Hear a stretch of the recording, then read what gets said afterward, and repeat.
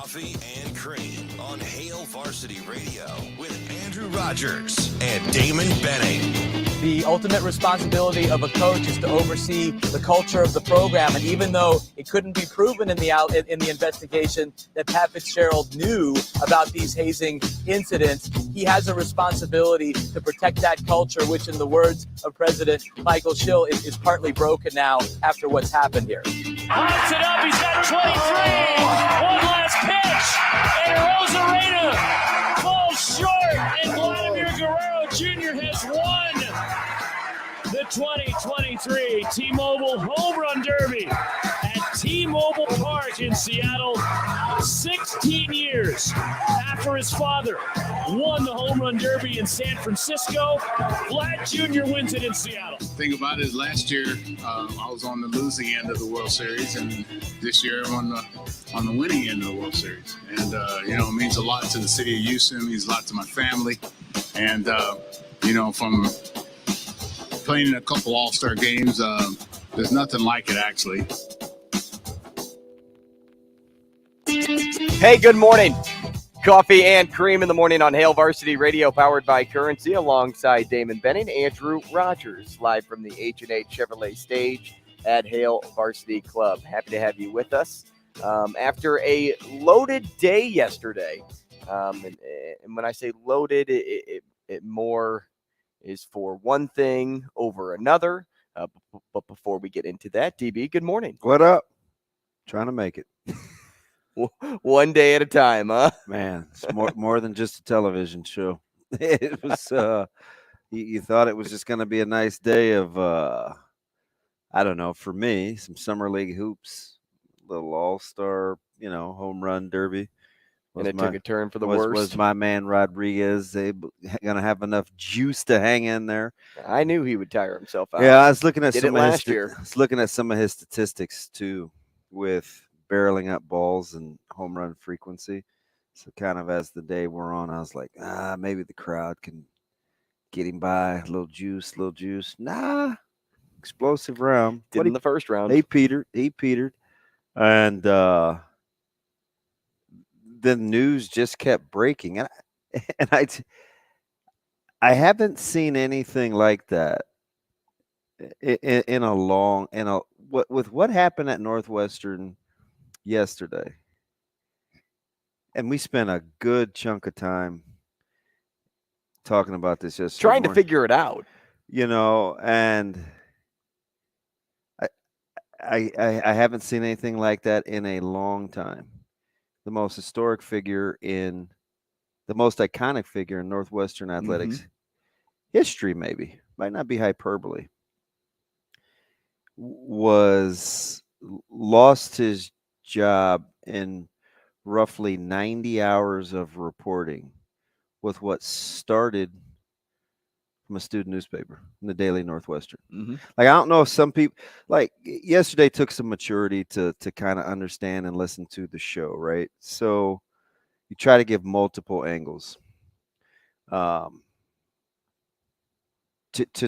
come up with what was going on. If you're super immature, you may think victim blaming. If you're overly analytical, you're like, it's not that difficult. But try to provide multiple angles. But in essence, at the core, an unnamed source levied some allegations. There was some retorts. Some players said, he just wanted him fired. It was this, it was that, it was personal. Corroborated by 11 other people. Eyewitnesses. The Daily Northwestern lays out the allegations. Okay, they're in print. Still no name, but they're in print. Your athletic director then says, hey, and this is the part I don't think some were gathering, some weren't. Just depends on what you knew about the situation. So after a 6-month investigation, you assume that that report was read. An anonymous source says something that got the whole thing started. They retell what actually happened through the school newspaper. That gets the athletic director's radar going. And to boot, it was snowballed by race allegations from yesterday as well. Now, there's a lot in there. First of all, the last time I checked, this is why there's multiple reasons, but a lot of reasons why I don't associate ethnicity and color with any assumptions. You know, I'm a big blank slate guy. Greg is African American. Okay, like just want people to know that with what's going on in your program, with your student athletes, are you that? And now maybe because he and Shill are they really vacationing? Because they don't appear to be super present now with what's the only thing get back. AD was present on was, hey, let's hop in on a Zoom. Get back to Evanston. I'll tell you what's happening, but you guys can't ask me questions. Get back to Evanston and I said it yesterday, and I'm going to reiterate it. We're either missing a huge chunk of the story, which may be true, or there was serious dereliction of duties. I said, could the athletic director not comprehend what was in the report, or was the report, as though it went on for 6 months, not very extensive? And what were the student athletes that came back with the rebuttal for Coach Fitzgerald? Like, what were they talking about? I asked about depositions. I asked about were they sworn in under oath. Like, I've kind of seen pieces of this before. Like, I don't understand why how come you just didn't get out in front of it? And this is, hear my heart, I'm not saying, revisionist history, you should have done this. What I'm saying is, if you have a 6-month report, you better say something. Iowa tried it. Mm-hmm. And is it just me, or did Iowa not have more damning evidence than Northwestern? Yes. I have to go back and compare. Mm-hmm.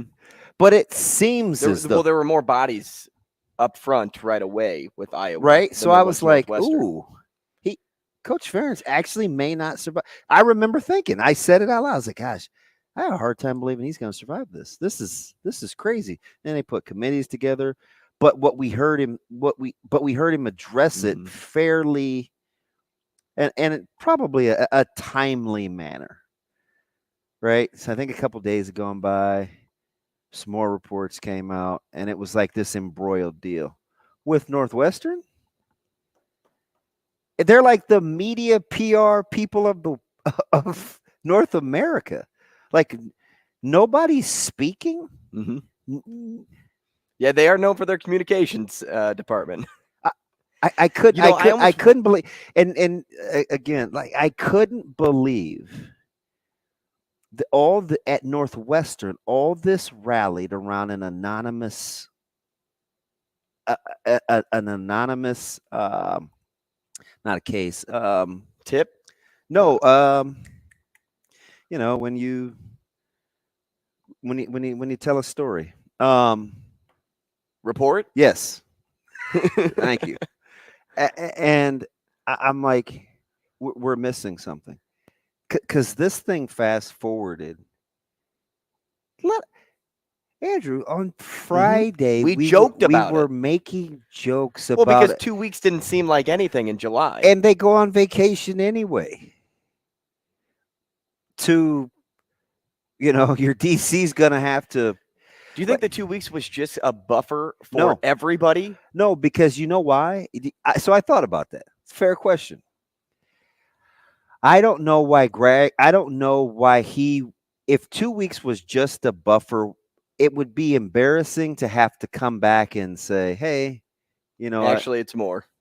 And maybe I didn't take enough things into consideration. Maybe he didn't believe it at first. Like, you get this 6-month report, and I don't know the credibility of the legal representation that brought this report or to who light, the neutral third party was, right? Or even the investigators, how much you can trust the anonymous report. But maybe Greg was just like, I can't just I can't just say, okay, you're done now just based off of this. Like, no, let's do kind of like a mini suspension. Like, I'm gonna suspend you because that happens all the time. Right, Something happens to you, you buy some- yourself some time with a suspension, and then you lay something, tougher down on the person.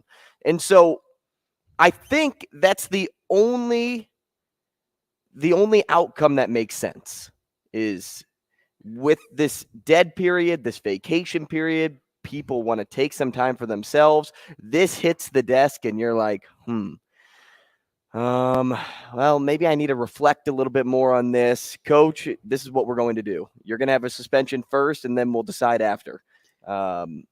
And I think Fitzgerald took that as, okay, I'll just have a 2-week suspension, and then I'm good. But meanwhile, as things started to, as you said, snowball fast, quickly, now all of a sudden, no, we need to get in front of this because they're behind the 8 ball now. No, you need to get in front. So that's when they make this immediate jump to, okay, this is what we're doing. The anonymous player went from 1 to 11 people confirming, not denying that this stuff didn't happen. There were a lot of players out there that came to coach's defense, but nobody really said like, hey, it didn't happen and I'm coming to coach's defense. Right. It was just, no, I love the guy, but this stuff also happened too. So after hearing more and more people speak about it, I think I concluded this. Fitzgerald knew something was happening, but he didn't want to know what it actually was. So whether he was enabling something or not, it's the classic plain dumb situation. It allows him to plead ignorance. However, it then bit him in the butt in the end. And because no player actually flat out denied that these incidents happened, that was pretty telling to me when I was looking over this report.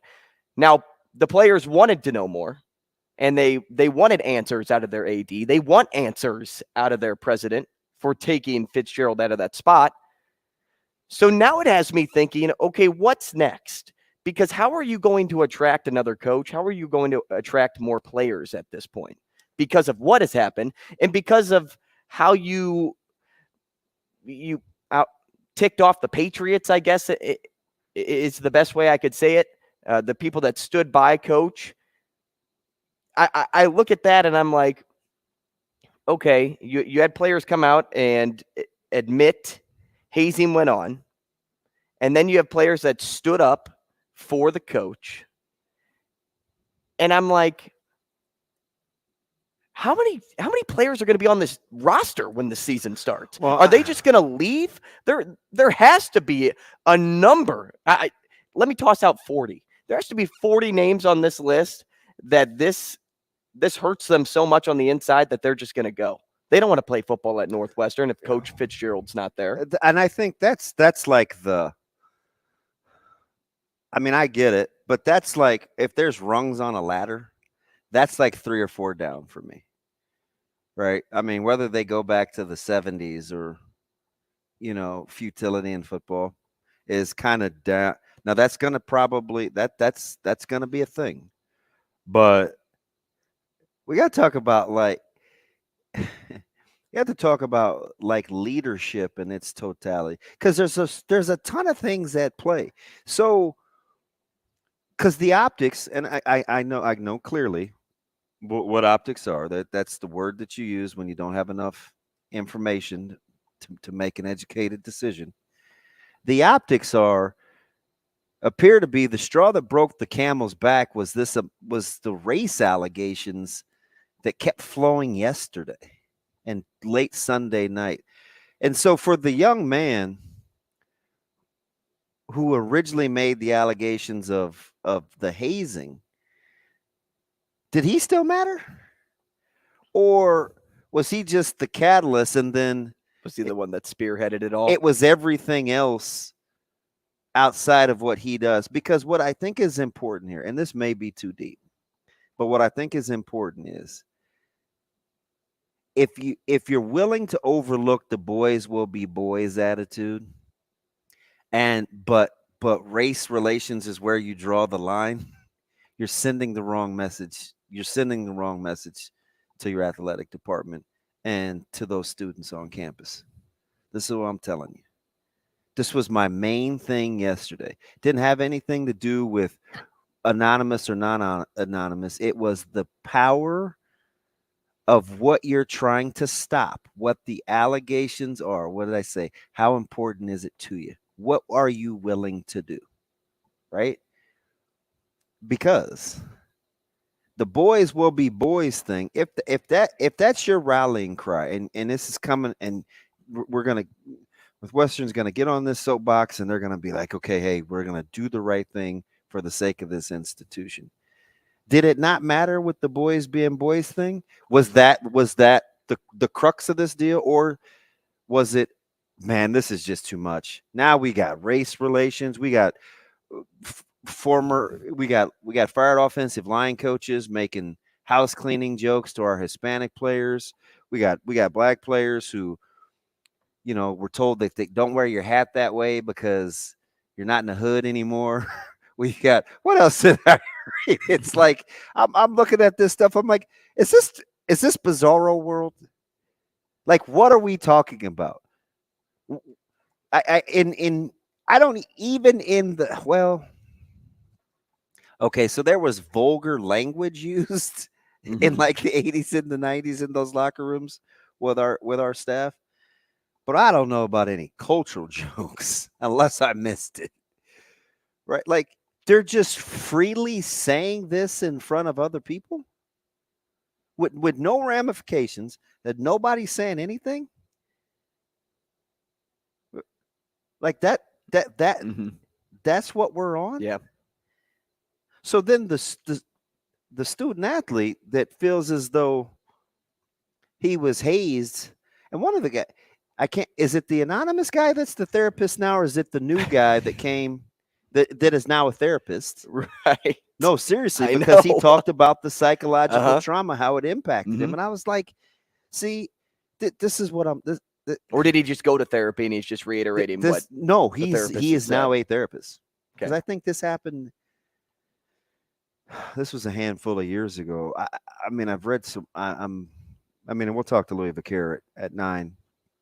Good get, Shane, by the way, in short notice. I got a lot of. I know yesterday was a little much for some to put all the pieces together, but don't think we didn't think something like this, because we even said, listen, you're going to go from 2-week suspension to we need another coach. And I said that about 7:25 yesterday. Everybody, because I didn't believe it. Everybody kept telling me Sunday night. Everybody was like, used. Some of my they're not my buddies, colleagues in that area were like, "This is just the tip of the iceberg. This is just the tip of the iceberg." And so that's one of those things where when you come in with a little bit of information that other people don't know, you run the risk of sounding crazy yesterday. But I was trying to get out in front of. Which is why I kind of wanted to focus on the reading of the report, the 6 months, and the athletic director and the president. And then yesterday they doubled down by not even being present. Not even being in the day and age of good money, fiscal savvy,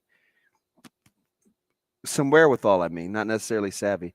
You couldn't get your butt back to. You couldn't get your butt back to Evanston? Yeah, that's accountability. Because apparently nobody likes it. But that's what I'm saying. If you want to break something off, whatever it is, and you send somebody a text, it sounds a lot worse than if you did it in person. Now, you may say the same thing in person, but doing something face-to-face, and I'm excluding the Zoom here because I don't think the Zoom counts. You don't get to feel the energy in the room. You don't get to really look at the body language of the people in the room reacting to what you're telling them when you're on a computer, because at any point you can do this. Yeah. At any point, you can just flip your computer screen down. You don't have to look.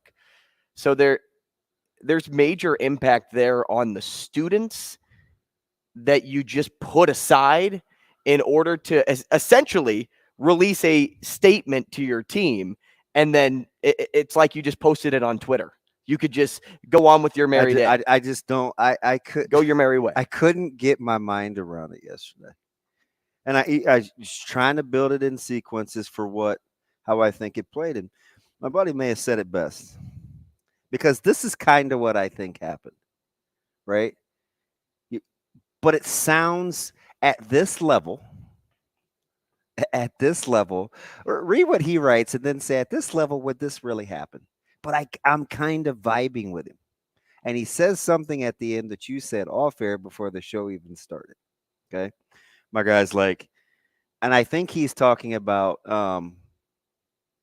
because he says if that's the case. So I think he's talking about the original 2 weeks to buy time versus 2 weeks because they thought that was going to be his punishment. Mm-hmm. I think they thought it was going to be his punishment. I don't think they were fact-finding. And I think he's with me because he says, hey, if that's the case, they would have given him an indefinite suspension. They were sweeping it under the rug on Friday afternoon, and when the details came out, they were screwed. It would have worked if not for the student newspaper.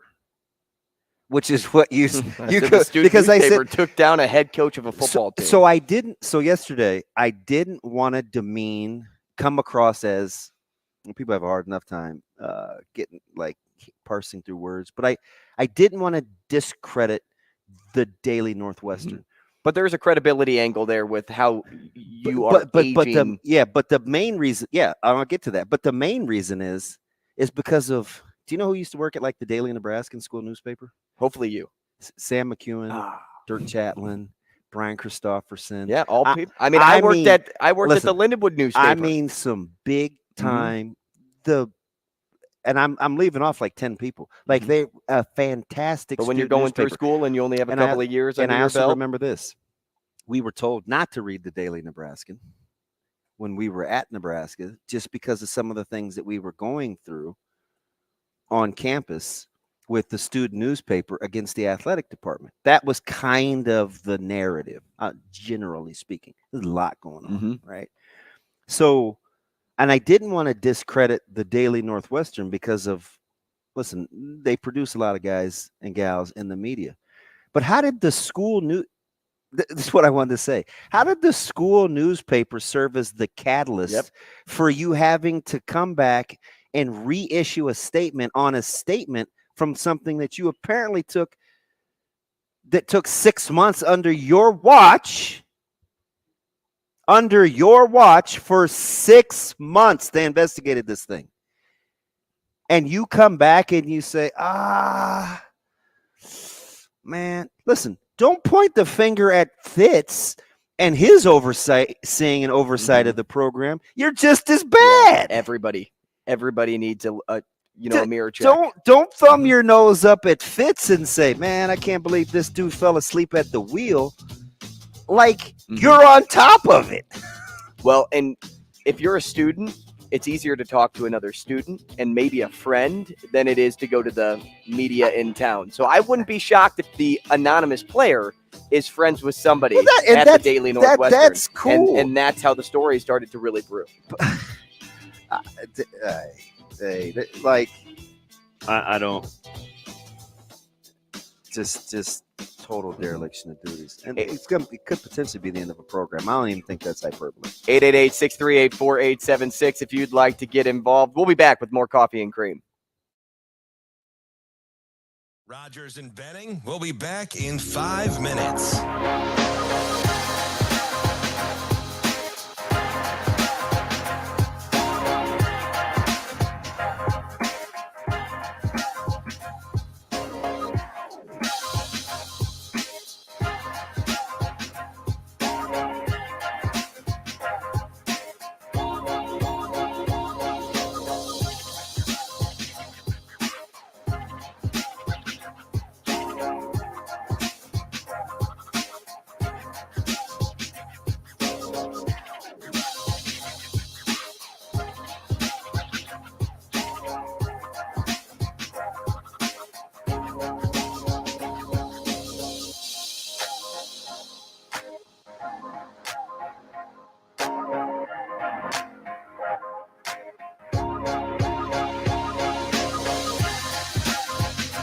Rogers and Benning will be back in 4 minutes.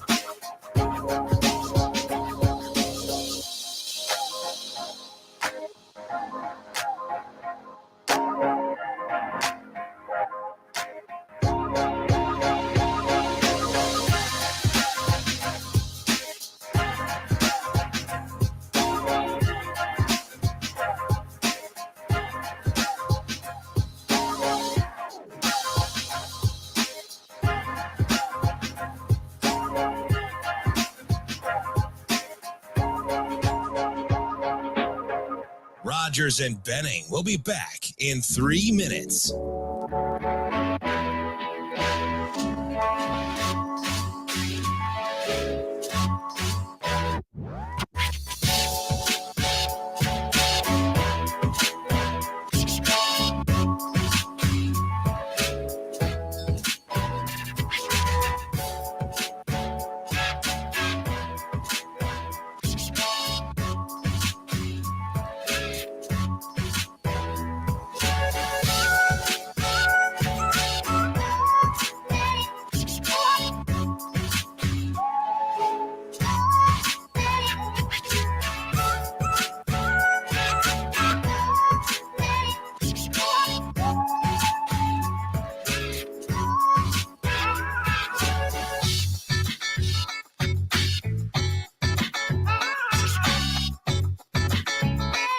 Rogers and Benning will be back in 2 minutes.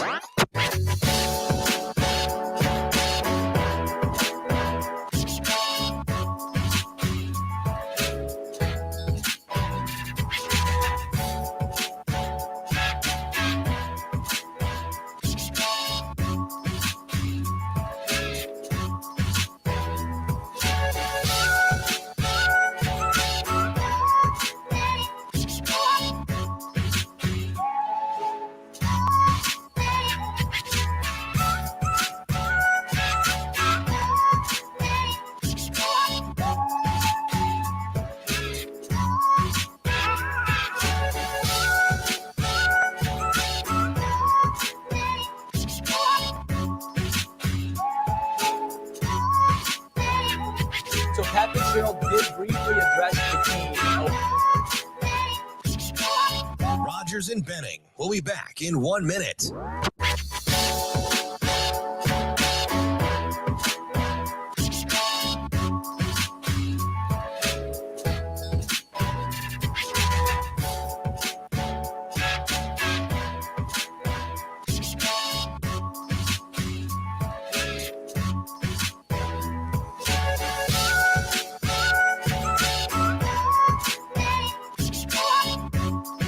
Rogers and Benning will be back in 30 seconds.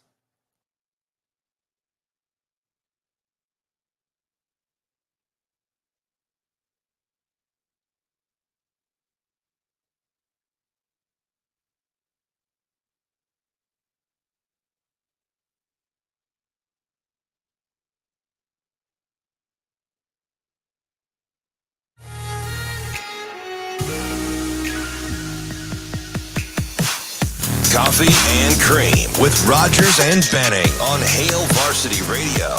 So Pat Fitzgerald did briefly address the team alongside his wife and 3 sons. His oldest son, Jack, is a freshman tight end. I'm told it was a very brief, addressed, emotional, teary in the room. And also coordinators David Braun and Mike Bajakian also spoke to the team. It was not a long meeting.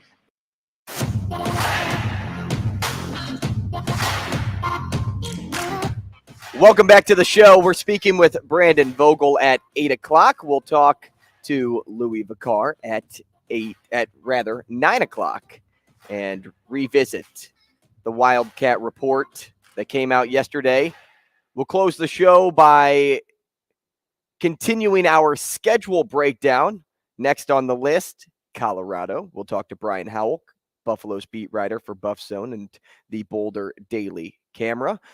The Sports Six-Pack also coming your way at some point in time. And if you want to give us your thoughts, whether it's on the Northwestern situation, whether you just have an overall sports thought, give us a call, 888-638-4876. We continue conversations regarding Northwestern on line 1 with Michigan Lance. Lance, good morning. Welcome to the show. How you doing, buddy? Man, I'm doing good, man. I thought I was going to talk about one thing with Northwestern, and then Damon throws in another thing about race relations and stuff. Man, you talk about pulling the thread and it just unraveling. Like, man, where'd I come from? It's not good. I mean, right. And listen, I don't know Dr. Greg. I'm not gonna pretend that I do. I've never met the man. But the fact there's two things that are a little concerning. Number one, you levied a punishment without all the facts, which is going to go to point number 2. Point number 2 is you're not even present when all this is going down, which further lets me know you don't have a good grasp on the athletic department. 1,000%. You are about as hands off with that program. Can you look at it any other way? Right. And let's not get it twisted. Let's not get it twisted. If it's good for the goose, it's good for the gander. Mm-hmm. We hammered Moose. Oh, he's not this, he's not that. He let Frost do this, and if Frost would have had good leadership, we make fun of and we say that Barta coddles Coach Ferentz because he allows. Listen, at the end of the day, don't think that athletic directors don't matter when it comes to hiring and managing and overseeing athletic programs in Power 5 football. Like, it matters. It totally matters. And then how about was it? Didn't people have an issue like with Harvey Perlman being a little handsy?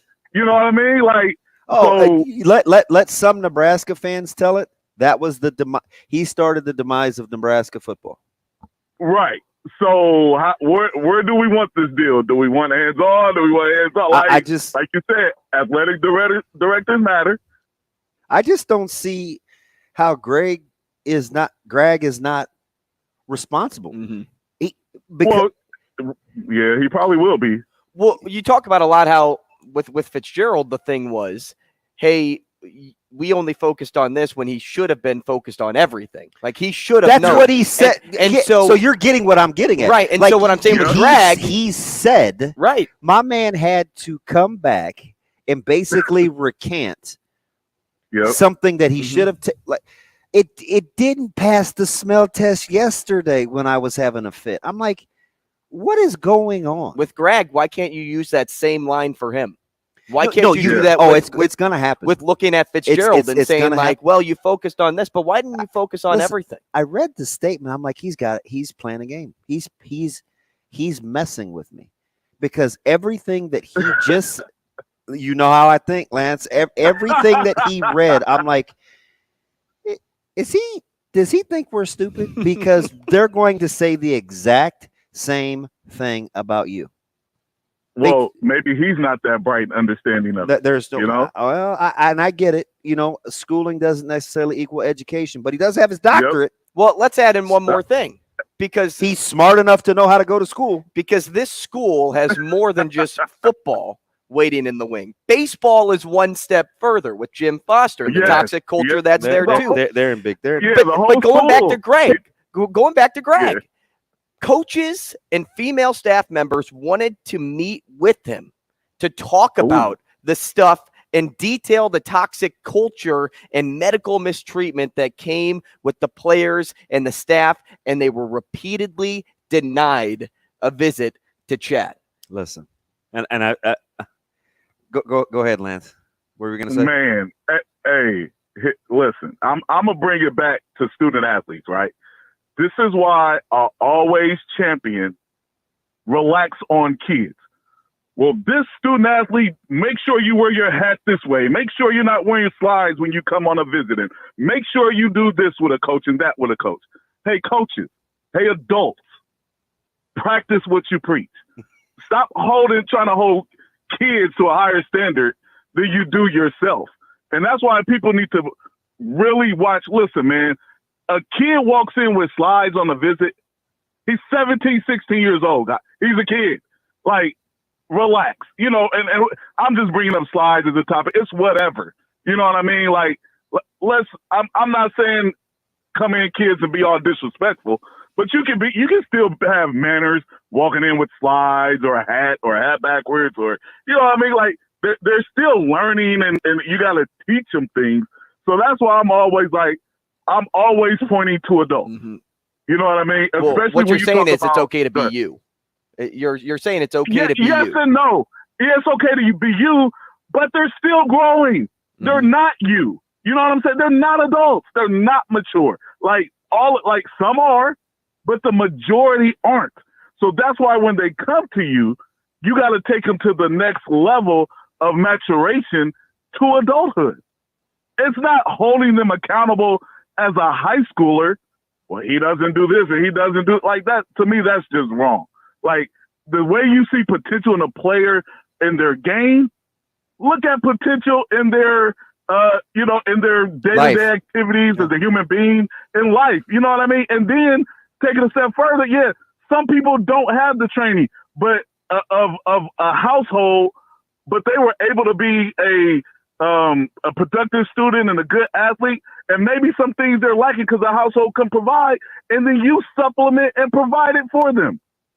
Yeah. So that's why I've always been beating that drum. Yeah, you have been consistent for like 10 years. Appreciate the call. No, and he has. Remember, thank you. So remember how he was upset with us that we were holding. He went to When Your Brain Develops and the John Morant thing, and before that it was NIL, and you don't want kids to own their own name when coaches and administrators get to do what they want to do. So I mean, he's been consistent with that, and I don't listen. I get it. Right. At some point, you want the adults in the room to be the adults. But I think I think it's interesting how, I just like consistency. So, and you can use Nebraska as an example. Well, if Coach Pelini just didn't have Eichhorst, or Osborne was good because, he had Bill Byrne, or, Coach Solich didn't get a fair shake with Steve Peterson, or Gary Barta protects Coach Ferentz. And now that Barta's out, this is going to be Ferentz last year. And, Dr. Gregg, when they fired, people don't know. Go back and look at what happened to Bielema in the SEC. At Arkansas? Who'd they get rid of first? They got rid of his protective AD. Sure did. The Board of Regents ran his AD out so they could get to Bielema. Like, let's not act like these things operate in a vacuum, and we say all these blanket statements about kids when they're in college, when we have this 30,000-foot view, because we assume that the adults are just like doing what they're supposed to be doing. That's not always the case. It's not always the case. And to further land the plane, which is why I'm all in on Coach Rule, listen, I don't know how many games he's going to win. I don't. But I do know one thing. You're going to have to be a better person when you leave than when he got you, or you can't be there. Listen to what I'm telling you. You better be better whenever you're done doing what you're doing there after being around that staff than when they got you, or you can't be there. Right? Say, second chance, third chance. You cool? You appreciative? You good? Oh, you're not? Taking us for granted? Beat it. Yep. You want to play games and hold our feet to the fire? Do that? Beat it. Like, that's not being other-centered. So, and not just you better be a better person when you leave, you will be. Yeah. So it's why I harp on administrate. This is the first time in a long time, administration, coaches, and I think most of the fan base is at least on the same page. You're at least giving yourself a chance. Northwestern's got to go back and explain an $80 million facility on a campus that's known for smart people, not athletics. We'll be back. Rogers and Benning will be back in 4 minutes.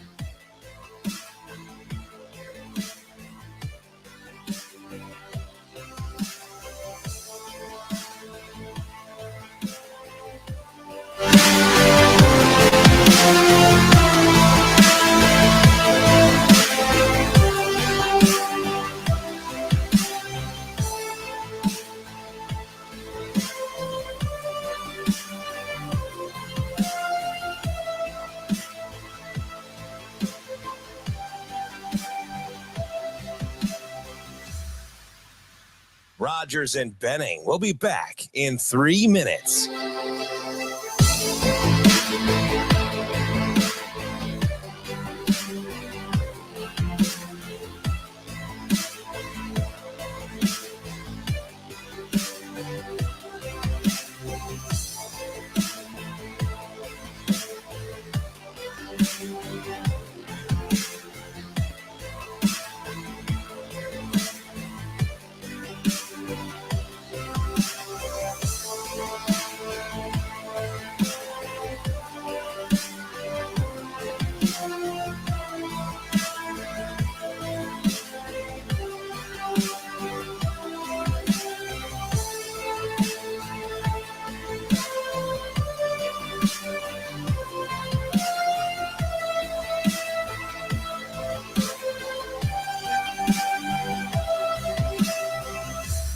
Rogers and Benning will be back in 2 minutes.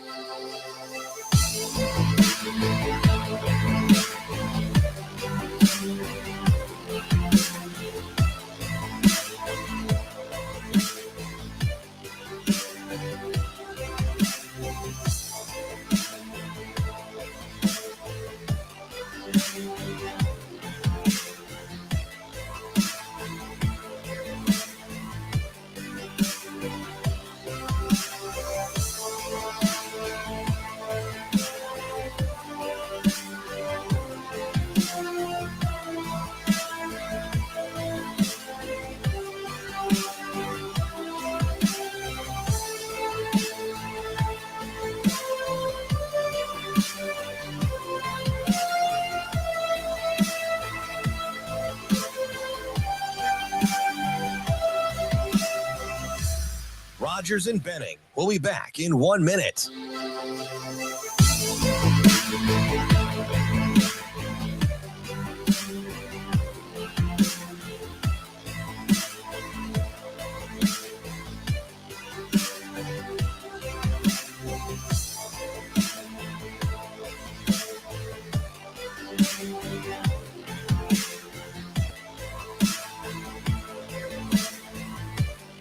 Rogers and Benning will be back in 30 seconds.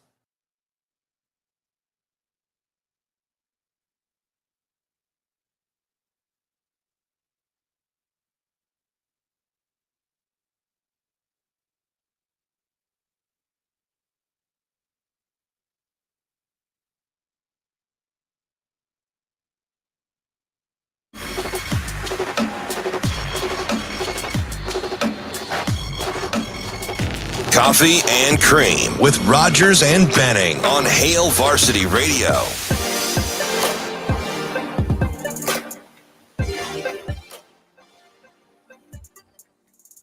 Welcome back. Coffee and Cream in the morning on Hail Varsity Radio, powered by Currency. Damon Benning, Andrew Rogers, live from the H&H Chevrolet stage at Hail Varsity Club. 590 ESPN Radio here in Omaha, live on Twitter, live on YouTube. You can get involved in the YouTube comments section. We'll see it there. We can also comment back, as we discovered earlier this week. So we can post a comment on either Hurrdat Sports or Hail Varsity Radio. No matter where you're watching, you'll see our comments there. We will get into more conversations on coaching crushers. We will talk to Brandon Vogel in just a few minutes at the top of the hour. But one thing that I think, the outcome can be on this whole situation, DB, on everything that we that we've been talking about. Schools across the country will be doing a deep dive into their own programs and discussing if anything like this is or could be occurring at the university. And now, one program that doesn't really need to worry about that, but they'll still do a deep dive, is the Nebraska football program, based on everything you just said going into break there. No question. Because of the leadership, because of the person in charge, because of Matt Rule. Not to say that Trev Alberts doesn't do a great job as an AD too, but because of Matt Rule and his ability to lead kids.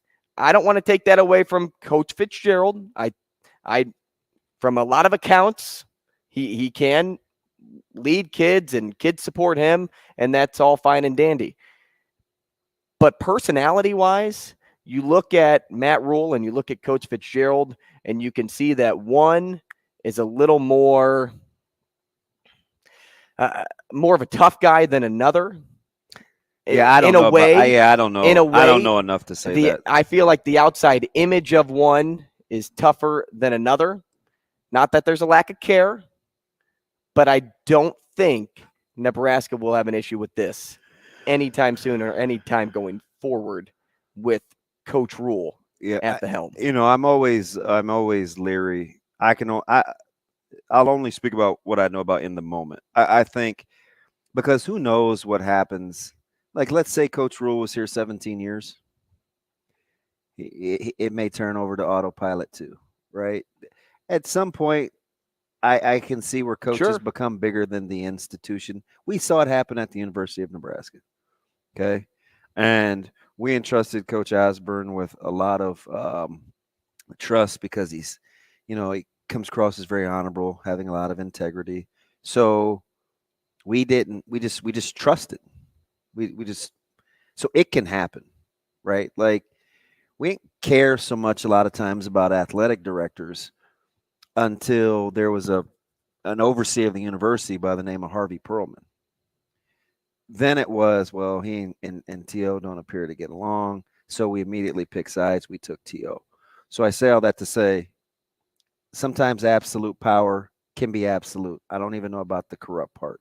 So if Coach Rule's here another 17 years, and he's knocking out 9, 10, 11 wins a season, it may seem like he's running on autopilot too. But what I can say in the moment are things that I've been trying to talk about since he's been here. Mm-hmm. His relationship with his family, how he's out in the community, how he likes to and be out maybe because of all the freshness there, that's what resonates with me. How he likes to be out in front, how he seems to be very authentic, the good, the bad, the ugly. He appears to hold himself accountable. How you know that he is deathly afraid and motivated by the fact he does not want his coaches comfortable. What did he tell me? They need to understand this is not Disneyland. I want my coaches uncomfortable knowing that they need to get these young people better. This is why we're here. So for somebody to say that, I'm just taking all the clues. It's just deductive reasoning. Doesn't mean I'm going to be right. He could pull the blanket from under us in 2 years and become this tyrant, right? Funny side note, I was on I won't even say where I was talking to a potential recruit. And this was on the heels of on a visit where the player was like, man, Coach Rule's got all the power. He can do this, that, and the other, and the television and the visits. And do you remember that? I think it wasn't Carlon Jones. It was another recruit that said, it might have been Carlon Jones that talked about all the power that Coach Rule had. And he asked me, he's like, man, he goes, well, is this how you see it, DB?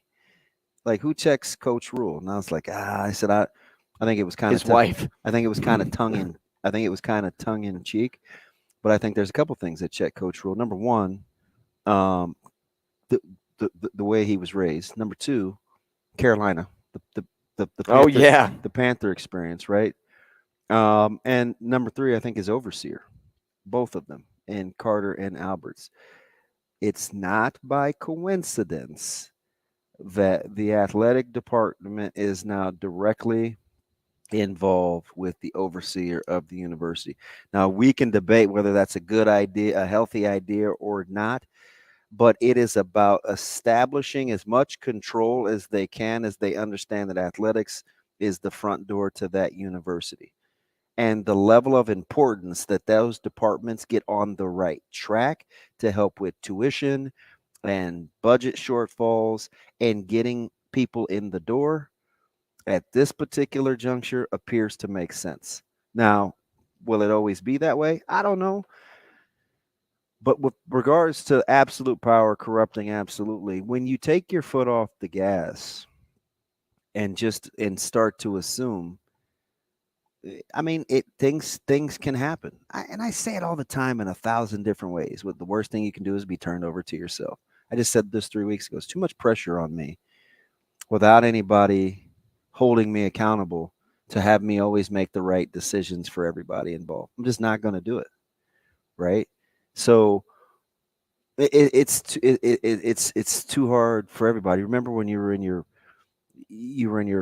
were at church or in Sunday school, and they said, man, one thing if God really didn't care, he would just turn you over to yourself. But there's this thing with free, right? So to think that people can operate isolated, unchecked, and they're just always going to be right and do the right thing, it's just not, it's not sustainable. It's just not. We're inherently selfish, right? Like, not to go super deep, but it's what happens in athletic departments. It's why, like, I'm sure Saban is entrusted to do a lot. Izzo is entrusted to do a lot. Smart. Which Dabo, is all of them. Right. It takes some leadership above the leadership to make, like, Greg Byrne has to be built a certain way to manage what's going on at Alabama. Right. Just do. You got a few problems in your basketball program. You got a few problems in your baseball program. Like, that takes a specific amount of leadership because your bell cow is in football. Rass got a ton of credit for what he did at Creighton with that family environment and all those coaching hires that he had. And the way that they grew was not by providing autonomy to just, hey, go willy-nilly. It was loving oversight. And that's a big thing. Loving oversight. It's I don't have a better word for it. That's just fresh off the old medulla. But I could not for the life of me get over what was. And full disclosure, I mean, part of it is some of the smugness of Northwestern graduates in the media bugs me a little. I try not to let it influence my personality, but I mean, when I hear these guys go on these rants and badmouth the conference or badmouth Nebraska, it's like, wait a minute. Holier than thou? Like, are you guys the metric, the pinnacle, the barometer, like the moral compass that's setting this deal for how we should gauge all these other people? It's why I like Ward Manuel at Michigan. His presence commands respect. I can see how he runs his athletic department. I'm telling you, sure as I'm sitting here, alpha or not, deep down, people want to be led. Harbaugh wants to be led. Nick Saban wants to be led. Even at 70, what is he? 1, 2, whatever Saban is. Like, you want good leadership. Because nobody wants to work for people that don't provide it. That aren't for them. Right? Because but the loving oversight thing really has me, like, I'm going to go back to that quickly, because when you talk a lot about Coach Rule doesn't care if the people in the room don't like him. Correct. Because in a way, that goes to the presence commanding respect thing that you just said about Ward. Yeah. Just right there, that loving oversight. Because I mean, in my only meeting with Coach Rule away from cameras, the only time he communicated with 3 football players, okay, walking down a hallway, he stops, he retraces his steps, he sees somebody walking toward him. Hey, everything good? To one player. This player comes walking up toward him. Like, he could have just kept walking by, but no, instead, the player wanted to be in the presence of Coach. Because in a way, respect and respect are coming together. Yeah. But it all started with the player because of the respect that coach commands and because of the way he cares for his player, cares about the players. He retraced his steps to say hi to a player. I can't stress it enough.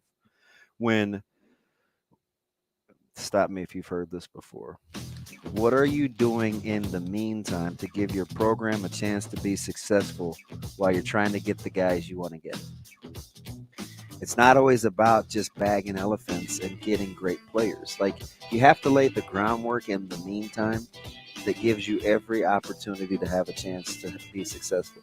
Doesn't mean you're racking up W's, but you certainly aren't hurting yourself by building relationships and a solid culture going forward.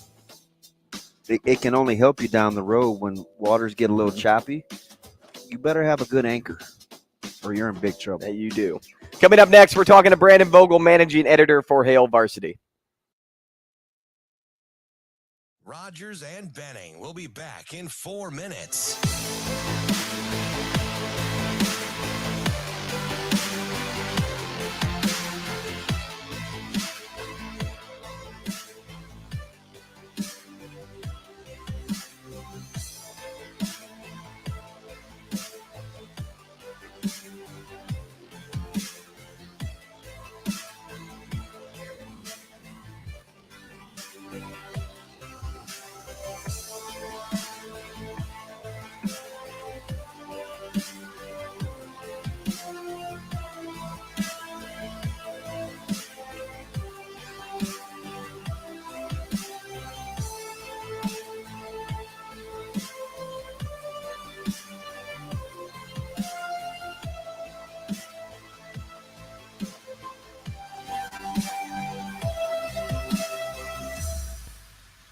Rogers and Benning will be back in 3 minutes.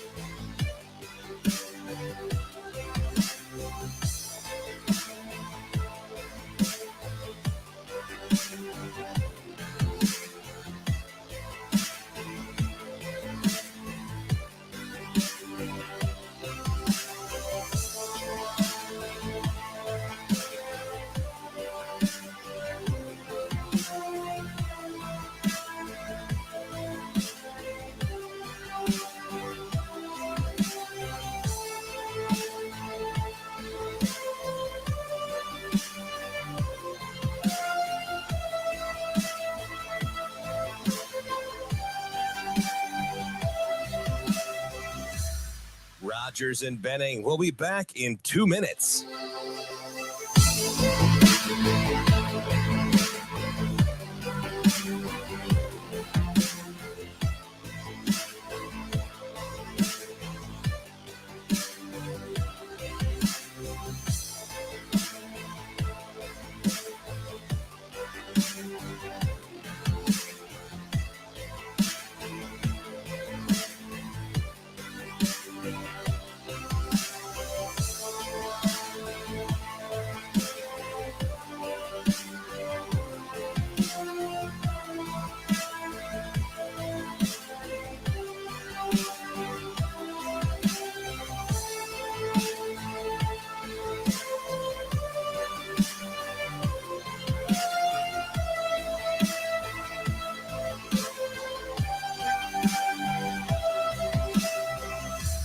Rogers and Benning will be back in 1 minute.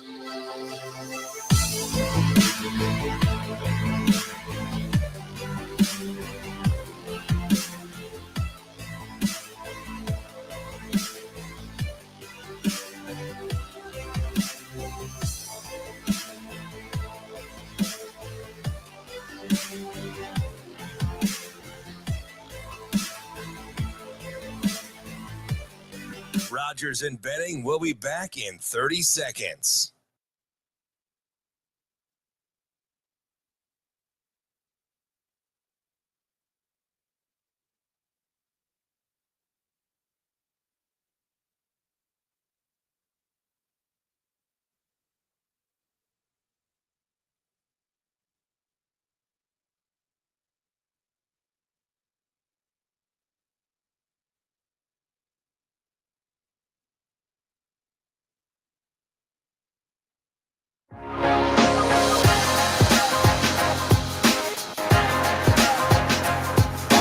Coffee and Cream on Hail Varsity Radio with Andrew Rogers and Damon Benning.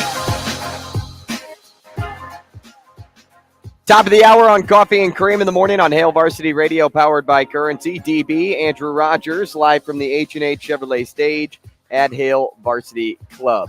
We will speak with Louis Vaquer at 9 o'clock. At 9:45, Brian Howell, Colorado Buffaloes beat writer. But before we do all that, we chat with our good friend and weekly guest, Brandon Vogel, managing editor for Hail Varsity.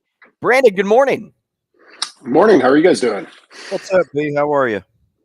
Doing pretty well. It's been a while. Good to see you. It guys. has been a while. So, B. Vogues, let me ask you something. He was on vacation with Greg, if you were wondering. Because, you don't rush.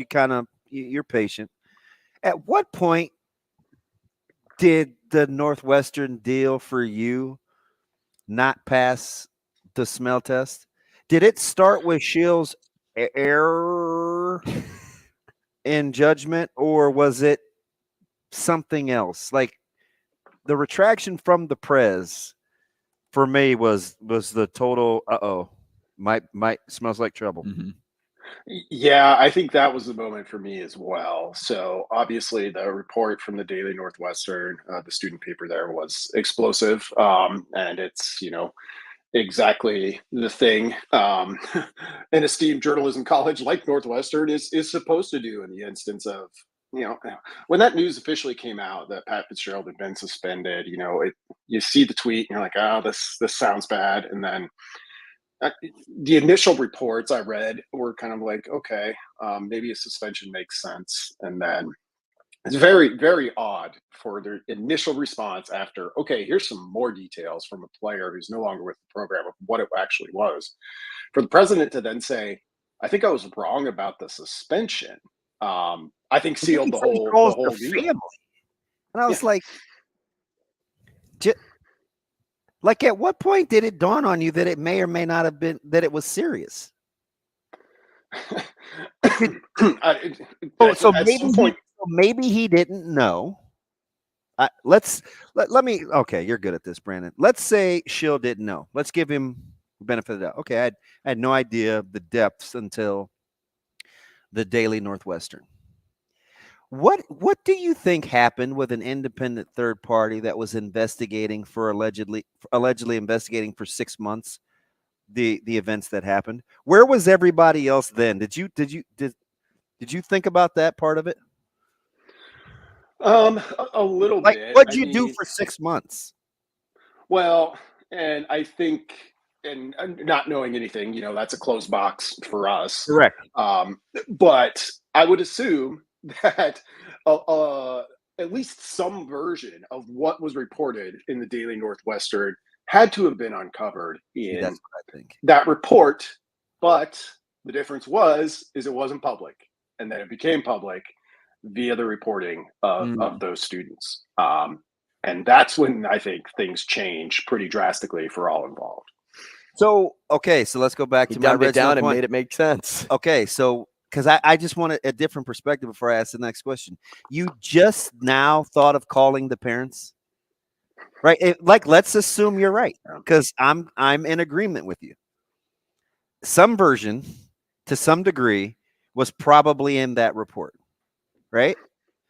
And now that you know that the Daily Northwestern has given you some more details, you're like, I better break these guys off a call. Does that sound right to you? No, it doesn't sound right. I guess, trying to play armchair legal advisor / lawyer for Northwestern's president. Call you admit culpability? I don't know. Okay. If okay. He may know, we have 6 months. At some point, he probably started to get a picture of this hypothetically. But at that point, it's still that nobody knows. And so I think it comes back to kind of the same thing. Like, okay, now the parents of this individual know that the story is out there. Whether or not they knew beforehand that Northwestern potentially had access to it, if this report uncovered anything along those lines, they may not have known that at that point. So it might be the same thing again there. I think it's once you lose hold of the story itself, then your options get pretty limited. But I would agree if I were a parent sitting there and be like, you guys were investigating this for 6 months, and now is when we hear from you. You want our side of the story. It would be pretty tough to swallow. Do you think the anonymous source during the 6 months said, hey, ask my buddies, they'll corroborate? Because I'm trying to figure out what I missed between the 6 months in the investigation and then the 11 other people corroborating the eyewitness accounts. Was the 6 month report a fraud? Or do you know what I mean? Because there's so much we don't know. It never ever sat well, even before we took the air yesterday. Could it be the 6 month report was out there? That's what they started with, but they knew they had these other options on standby. I'm saying so that if that went out, they're like, we have extra details in case they try to come back at us. Like, oh no, we're going to hold it. This is our wild card. Mm. Yeah, I mean, it's so bizarre. Like, one of my first reactions to the news, back when it was not good news, but did not feel like we were 3 days away from, Pat Fitzgerald being out there. I think like a lot of people, one of my first thoughts was, Northwestern's in an interesting spot. Pat Fitzgerald's the best coach they've ever had.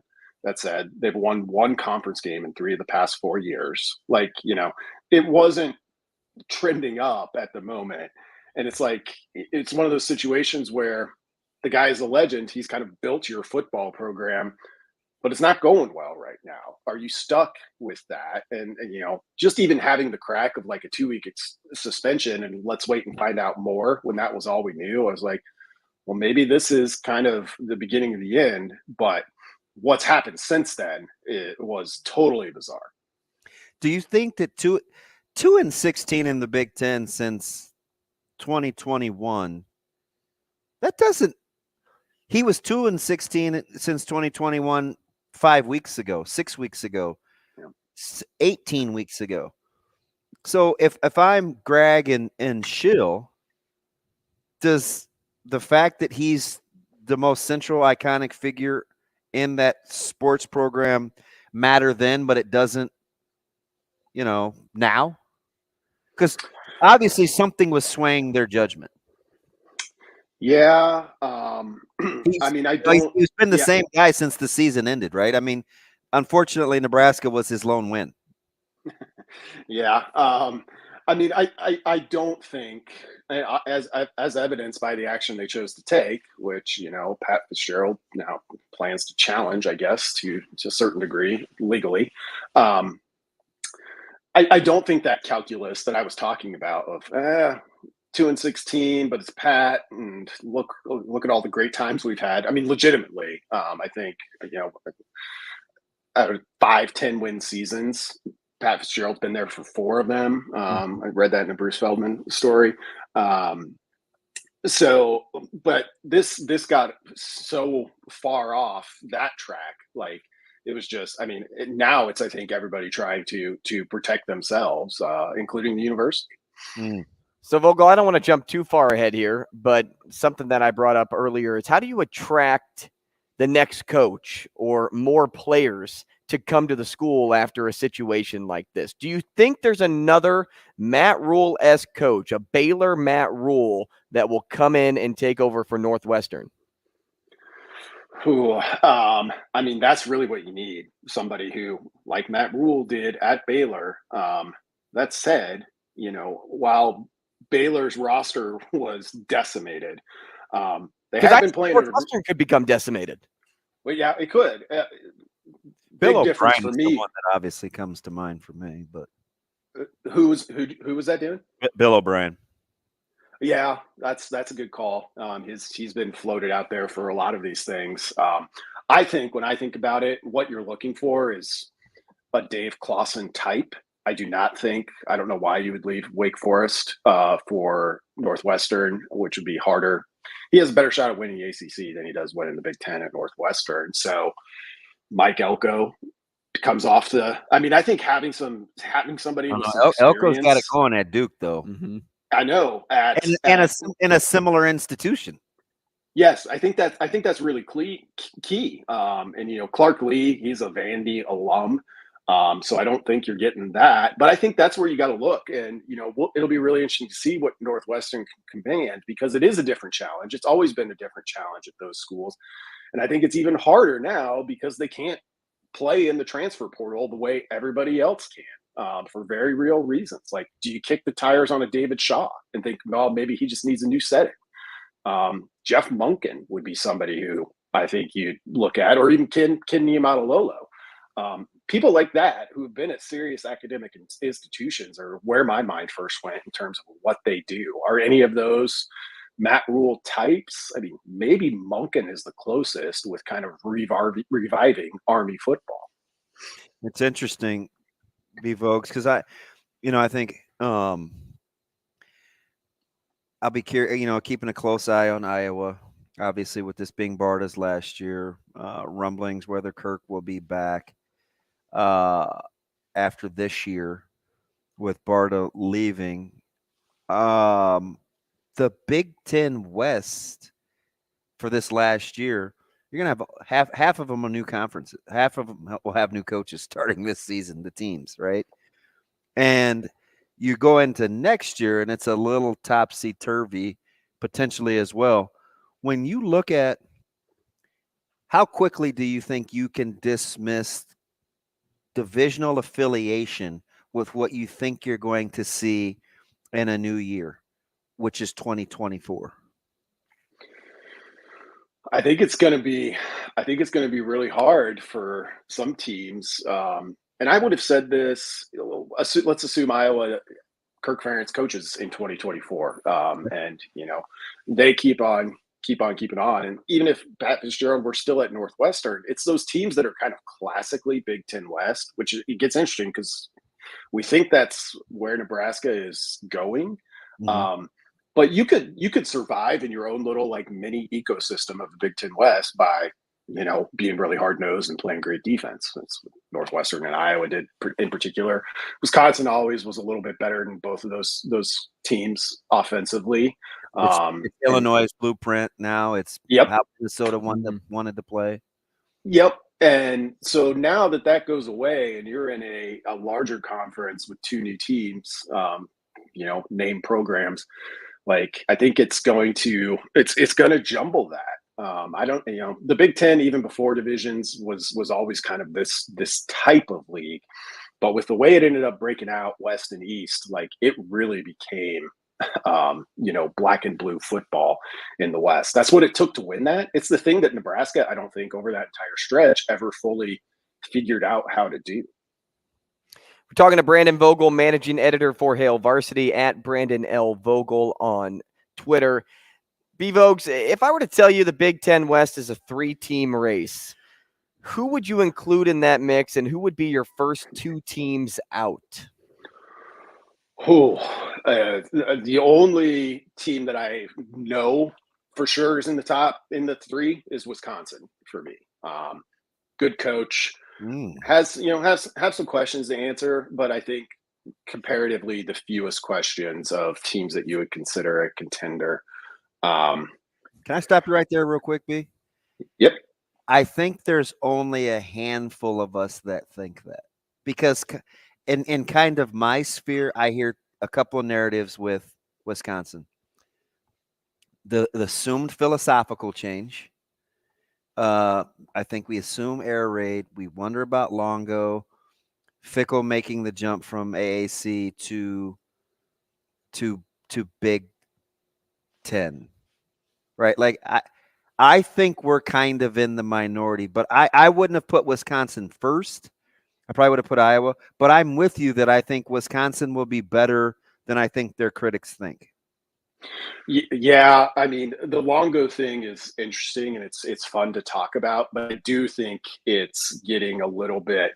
It's the first thing people often think of, and long term, it's very interesting to me as Wisconsin kind of breaks from the Barry Alvarez era. But if Luke Fickell doesn't choose Longo, if he chooses somebody who's more pro style, for lack of a better term, like all of those questions would go away because, I mean, what was Luke Fickell? They were like defense first, Cincinnati. It was classic Big Ten stuff. It would be like, this guy's perfect for the Big Ten.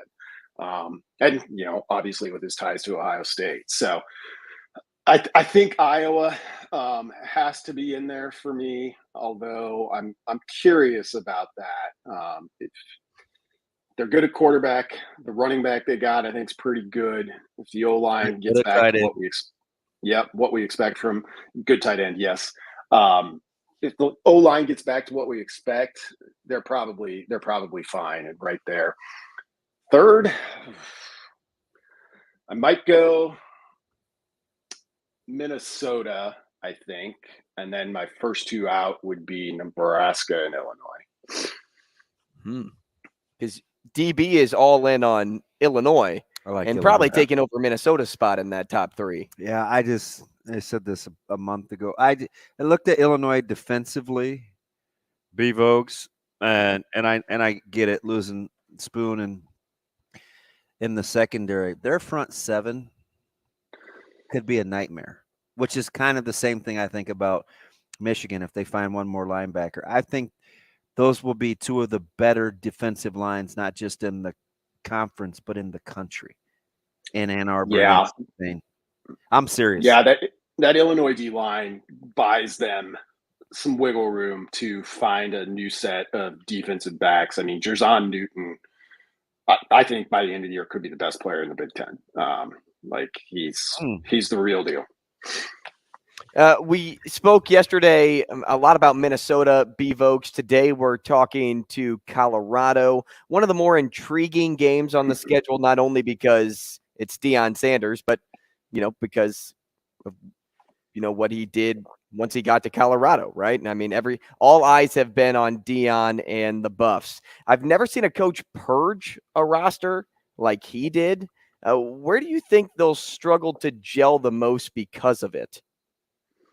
The lines. I think it's the big question. And I would say both lines. Those are the ones where I think it's hardest. Like if you're looking to plug and play one offensive lineman, or maybe even two. We saw Michigan do it last year with two, and they've got a couple more coming in this year.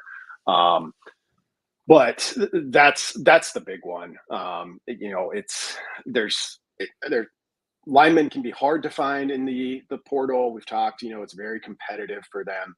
And trying to basically fill out a two deep, I think on both sides with what you can get via the portal on the lines is a big, big bet.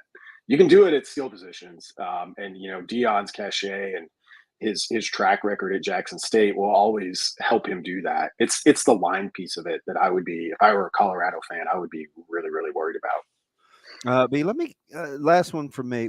Looking at the conference, and we know the divisions are going away, and we regionally how teams are built, right? Because you have to be able to play outdoors, and there's a handful of teams that can play for aspirations of the college football playoffs while trying to survive the regular season. Are either one of those two teams USC or UCLA?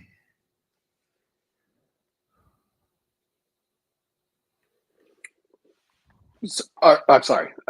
Can they be built? Can USC and UCLA be built the way that they're built, playing on the coast, be involved in the Big Ten, have success in the regular season, and still be in the college football playoff hunt? I look at it with what Chip Kelly is doing at UCLA. They run the ball well. Yep. I think UCLA, just in terms of styles, is more set up for quick success in the Big Ten than USC is, which, USC is more talented. Lincoln Riley is obviously. How long it took Michigan to do it, and they're a Big Ten member. It used to be Ohio State, and everybody else was trying to figure out how they're spread, speedy, powerful. You know what I mean? I think it's harder than people think. I think it's really hard, and I think it's really interesting with USC. Like, what if we took Oklahoma from 4 years ago and dropped them into the Big Ten. That's USC's challenge. And, Oklahoma was really good. But they're trying to, with how they play, they're trying to kind of be the outlier that Ohio State is. And, when Ohio State's been in the Big Ten, of course, it's plenty used to like, hey, sometimes you got to beat Northwestern 17-7, and we can do that too. That wasn't Oklahoma really against most teams in the Lincoln Riley era. Still won a ton of games, but we've watched it for a decade with Nebraska. Like, the transition is tricky in ways that you can prepare for, in some ways you can't. How can I do well in the regular season against these powerful teams and still be dynamic enough in the playoffs? I mean, you could maybe make the argument for – yeah, I think that's the trick. I think even Penn State's trying to figure that out. Yeah, Penn State's a good example. And I mean, for USC, if they can figure that out and navigate that, it might be better for Lincoln Riley, because Oklahoma made all those playoffs and didn't go real well, because you're playing teams like, supremely talented teams, yes, but in a Georgia or an Alabama, teams that are pretty, it's varied at times, but can be pretty straight ahead. Still one of the best bowl games ever. Oh, yeah. That overtime game. That Rose Bowl was sensational. Vogel, we appreciate your time this morning, man. Thanks so much. We'll talk again next week. All right. Sounds good. Thanks. Brandon Vogel, managing editor for Hail Varsity, at Brandon L. Vogel on Twitter. It's an interesting rhetorical question. I think about it. So you know what the catalyst for thinking about that was? It wasn't USC or UCLA. It was why we assume that Longo is so dumb that he won't run Braylon Allen and Ches Malusi. You're still in the Big Ten. Mm-hmm. You still play like a Big Ten team. You still play your outdoor games in Madison. It's still cold outside, right? Like, weather conditions are so, and maybe he'll be just dynamic enough that when the time comes, he'll have the ability to be dynamic. But we didn't think Michigan was explosive enough against Georgia when they got hammered, right? A couple years ago. Mm-hmm. But they physically piss-pounded Ohio State running the ball down their pie hole. The dynamics that it takes to win it regionally in the Big Ten, but put yourself on the national scope with being dynamic enough with high-end talent, right, is very, very difficult.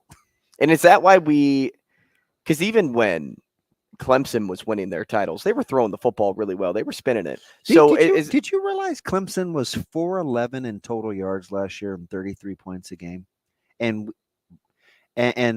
or 30 some points a game, and we were worried about them offensively?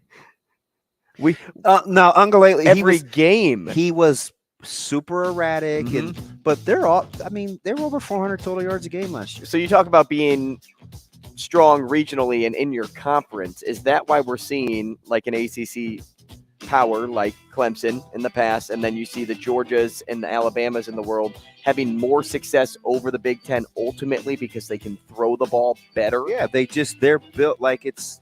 Those teams may not play because very Ohio well. State Those teams may not play very well if they have to go to Madison in November. Right. But if you're playing in a college football playoff game in a dome somewhere, nice warm deal, yeah, exactly, that's cool. And that's why Ohio State's been the most relevant, because they've had quarterbacks. Northwestern Ohio State in 2020 in the Big Ten championship game against Ohio State. That too. We'll do the Sports Six Pack up next.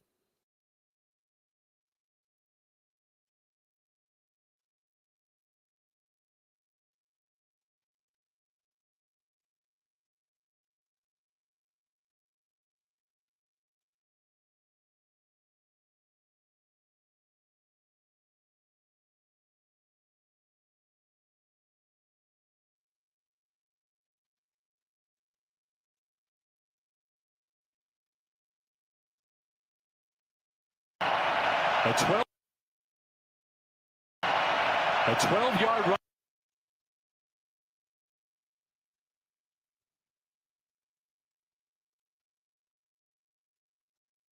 A A 12-yard run for Ott, followed by back-to-back incompletions to set up 3rd down and 10.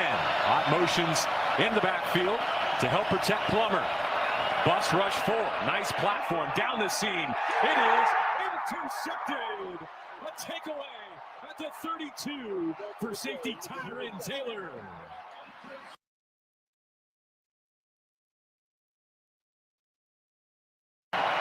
A 12-yard run for Ott, followed by back-to-back incompletions to set up 3rd down and 10.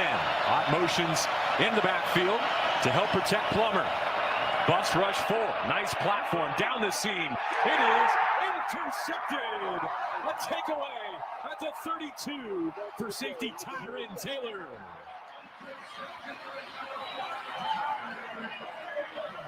Just what the doctor ordered. Tyron Taylor comes up with a big interception. He was one of those guys that moved positions.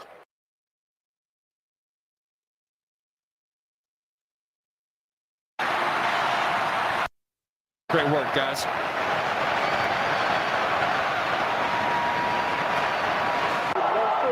In the end zone, prior to going out of bounds, resulting in a touchdown.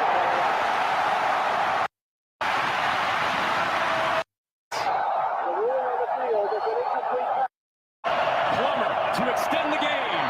Incomplete.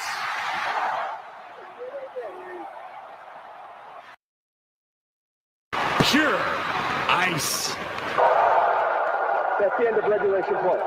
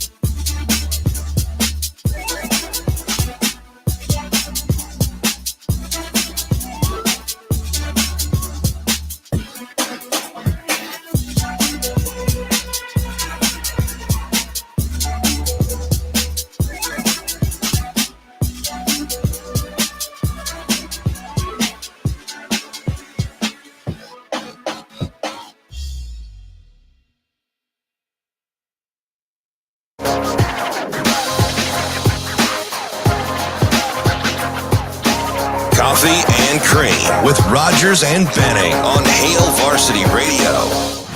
Time now for the Sports Six-Pack on Coffee and Cream with Andrew Rogers and Damon Benning. Presented by Zipline Brewing Company, makers of Dear Old Nebraska Brew, the official beer of Nebraska alumni. Welcome back, Sports Six-Pack time. If you are in need of a six-pack after everything you've been reading, maybe things going on in your life, and you're looking for a new beer to try, how about the Can Opener Tropical Ale that Zipline has released? It's their new summer beer, and it's brewed with what, Shane? It's brewed with beer. Guava, man. It is guava, and I'm going to keep testing. I don't you even until know you what get it. guava is. Guava it's the stuff that is comes out of a fruit. volcano and can be really, really hot. So this beer's pretty hot. Guava. I was watching Shark Fest yesterday. They were under the bottom of the ocean in Hawaii. Mm-hmm.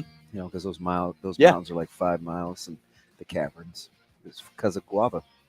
Oh, It had all settled and formed. yep, all that guava. It's hot. What color is guava? I think it's pink and green. Oh, is it? What color is the fruit? I think it's pink and green. Is it pink and green? Yeah, I think Okay. you're right. What's the inside? Is it orange? I don't know. I always, that was so there were 2 flavors that burst on the scene like 4 or 5 years ago. Mhm. It was pomegranate. No, you are right. The inside's pink and the outside's green. Yeah. It was pomegranate, and then acai was one.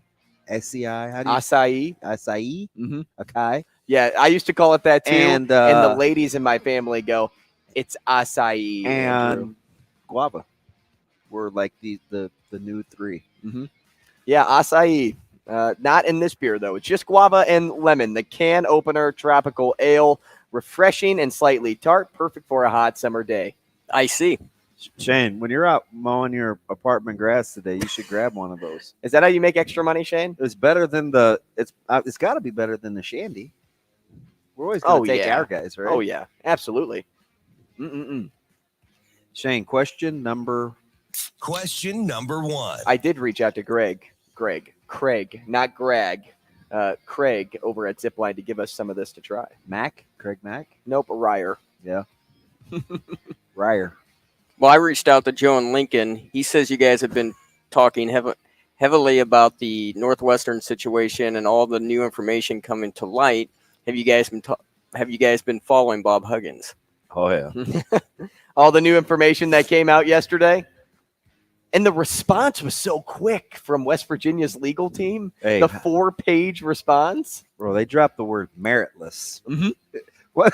It is meritless. Yep. Like, I mean, and he Huggins, and for different reasons, but for the same reason at the end, money, are in the same boat. Yeah.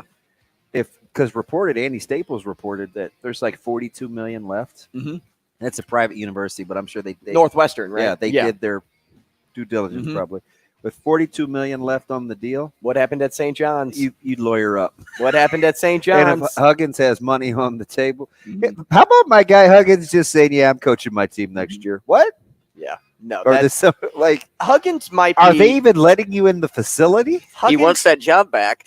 He's either the most forgetful man on earth, or because money's on the table, somebody's like, "Hey, we could get around this. You didn't actually send a letter or sign a letter. You just had your wife send an email while you did blah, blah, blah. We could get you some money." And he's like, "Oh, yeah, I still want to be the coach.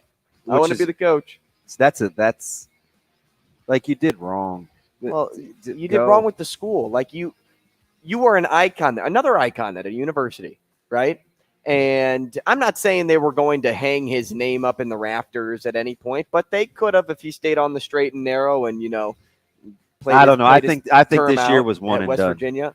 And it maybe so, maybe. But if you didn't say anything, if you let all of these things that circled around your life, the demons that you were chasing, if you went to rehab, you came back to West Virginia and you were like, "Hey, could I have a proper send-off?"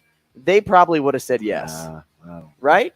Maybe. Because you did everything the right way after you did, you learn from your mistakes. Come back. You weren't going to get your job, but just get a good send-off, like a proper one with the fans. Was he the guy on the radio that said all the the slurs? anti-gay slurs? Yeah. Mm-hmm. Yeah, I don't know what they And then he also blew a .21 and then got arrested for a DUI. Yeah, I don't know. If this is the same guy. I don't know if he gets a proper send-off. No. They may just. No. And to go back on one thing, when I said similar to what happened at St. John's, with when I mean money was on the table, not that the situations were at all the same. No, I got you. Question number 2. It's easy to give a overall grade of Nebraska's 2024 recruiting hits, but if you were using a similar scale to look at the bad, how would you grade their misses over the course of the 2024 cycle so far? Is it fair to factor in Zane into this? Because Zane was already out when Rule got there. Even though they tried, he was still out. Is it fair? Because if it is, I mean, I think that lowers the grade. At least a letter. I mean, maybe Bramer. Bramer's a big one. I think missing on Pyfrom is a big one.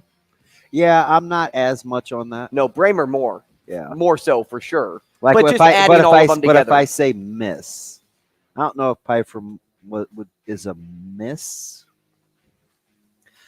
We'll have to define miss. Shane, what is the definition of miss? Missed, as in like water thrown at you? That is missed. Miss for me means you win a different whether it was mutual or not. So what about Rezac then? Would that be a miss? Teddy? It will be a miss if I don't think that there's comparable players that they have on their roster. See, like that's what I call a miss. Okay. Nebraska didn't. I'm following. They didn't get the best tight end in the state. There's no question about that. So, like, and they had him. That's what I would call a miss. And they had him. So, how would you grade it? Their misses? It's not terrible. Like a C? No, I'd probably give them better than that, baby. Am I being generous? No, I'd probably give them a B minus, B. Okay. Because I don't know how much Bramer was in their control. They did their best to get him back on campus immediately. They never had a shot. They ran into issue just being the new kids in town. Listen, not full disclosure. I do know I felt like Nebraska was getting ready to do whatever they could to go get Flores. They contemplated showing up at their medal ceremony for their senior dinner for football at the banquet. They toyed with the idea. It's like at a Sunday at 5, and at about 2 o'clock they were still thinking about it, but they didn't want to ambush him.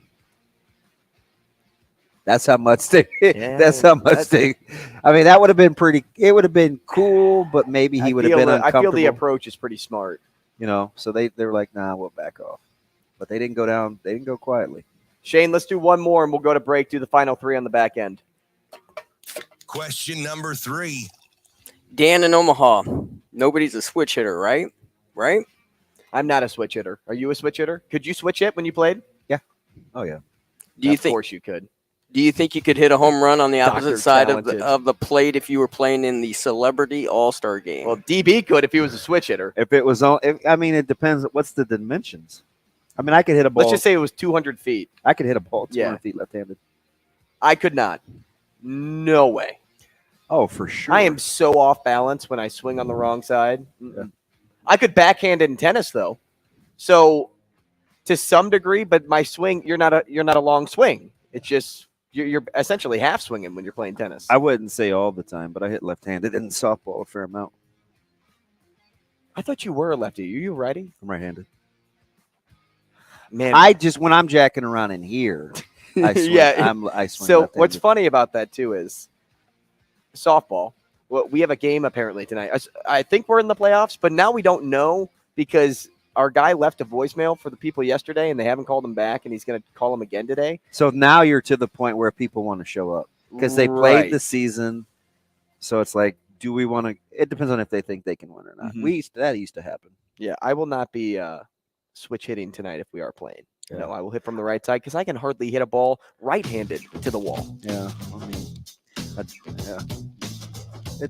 I like it. I prefer it in softball just because it's easier to get the first. That's just me. Whatever. I want to see you hit a ball left-handed over the wall. I don't know how far I could hit it, but 200 feet for sure. Isn't that the normal dimensions for a softball field? It seems small. Is it 215 to the corner? It's got to be more than that. I'll look up the field when we go to break. We will do the final 3 questions when we come back. Stick around. Shane is a slow drinker. We'll do the extended 6-pack. Rogers and Benning will be back in 4 minutes.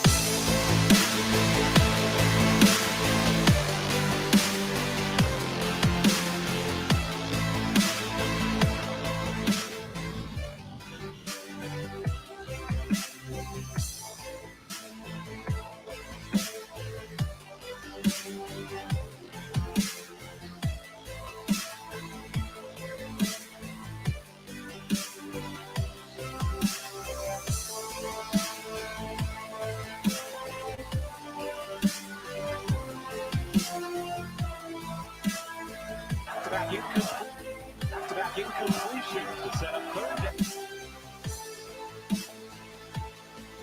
Back incompletion to set up third down and 10.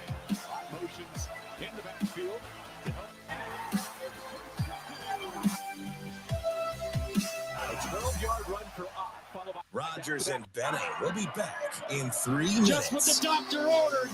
Tyron Taylor comes up with a big interception.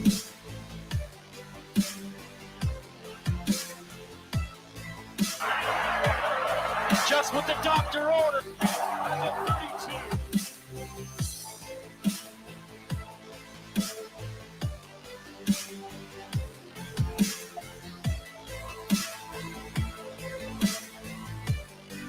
a 12-yard run for Ott. Bus rush 4. Nice platform down the seam. It is intercepted. A takeaway at the 32 for safety Tyron Taylor. Just what the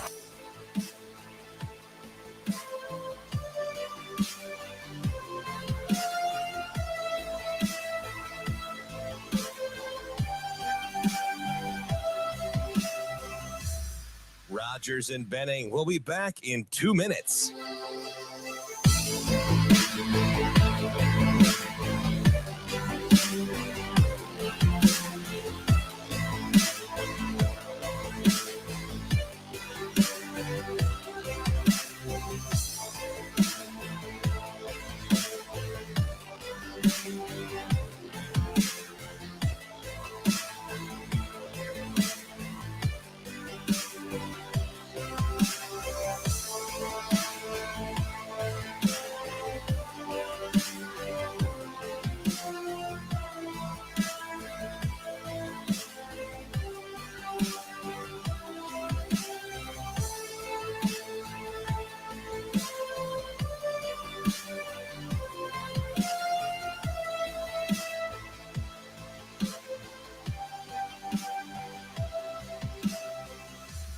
Rogers and Benning will be back in 1 minute.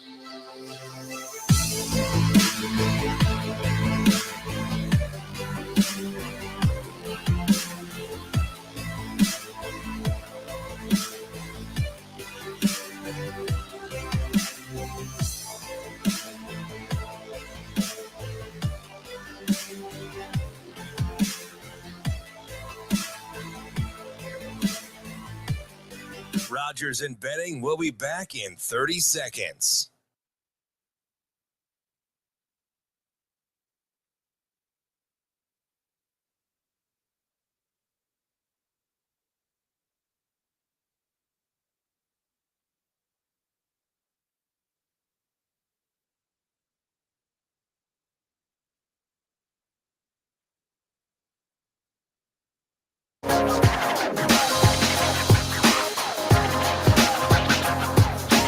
Coffee and Cream with Rogers and Benning on Hail Varsity Radio.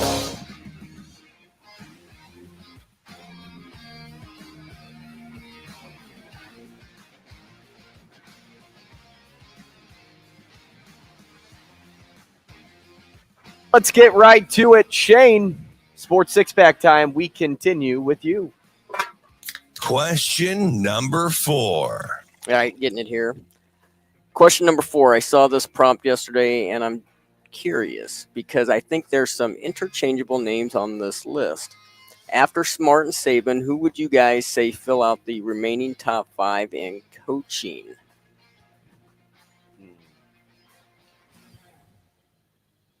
So you start with Smart and Saban.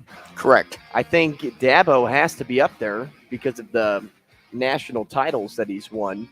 in the last decade. But if that's the case, then wouldn't you factor in Jimbo Fisher? Nah, because he's fallen off. So I'd keep Dabo up there. I mean, you have Harbaugh, you have Day, you have Riley.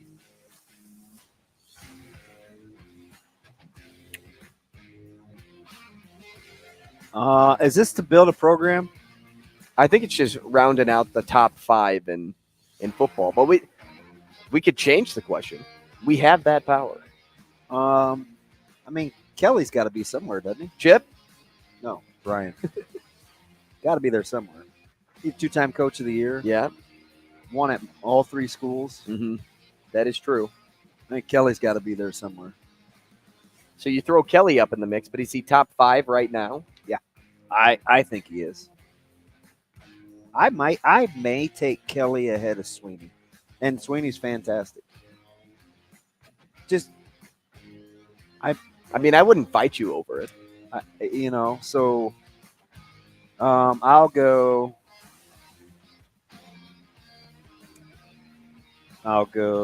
Golly, man.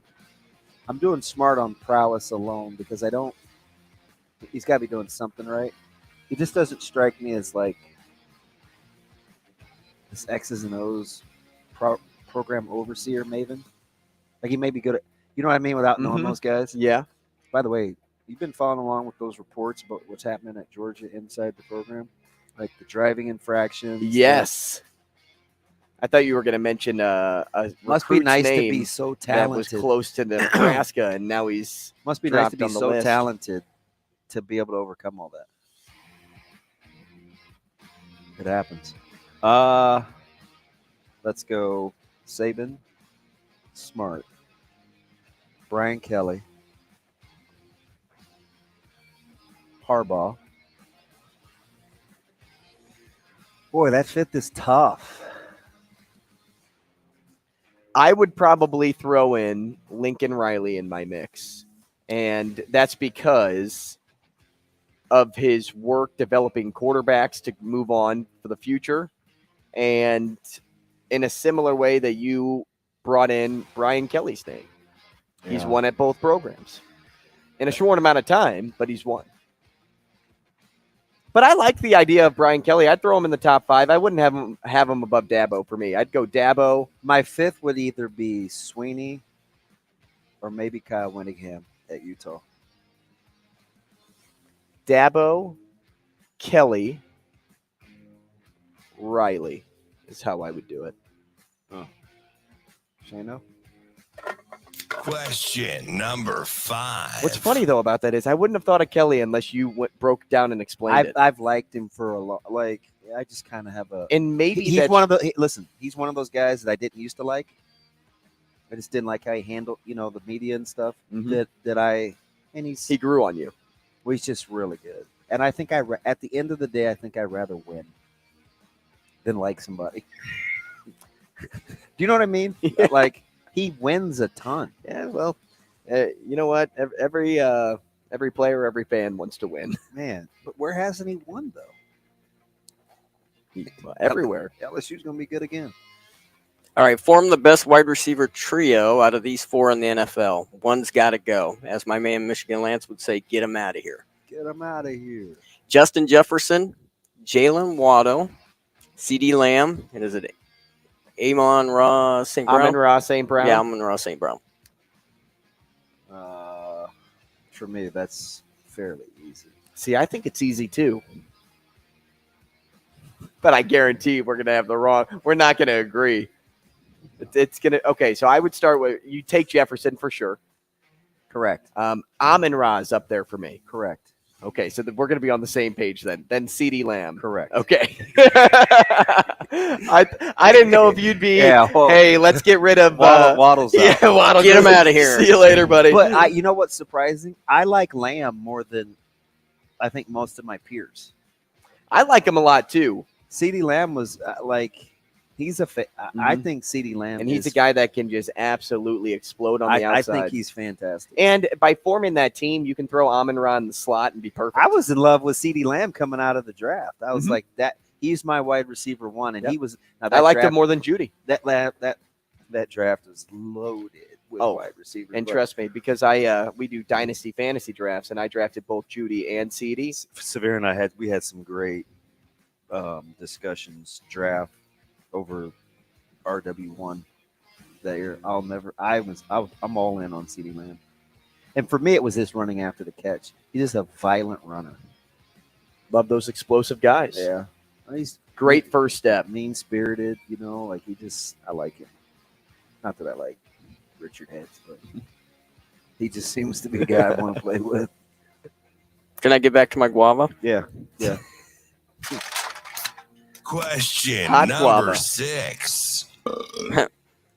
Can you separate Northwestern administration from Coach Fitz? And how do you think that outcome will impact the rebuild of the football team?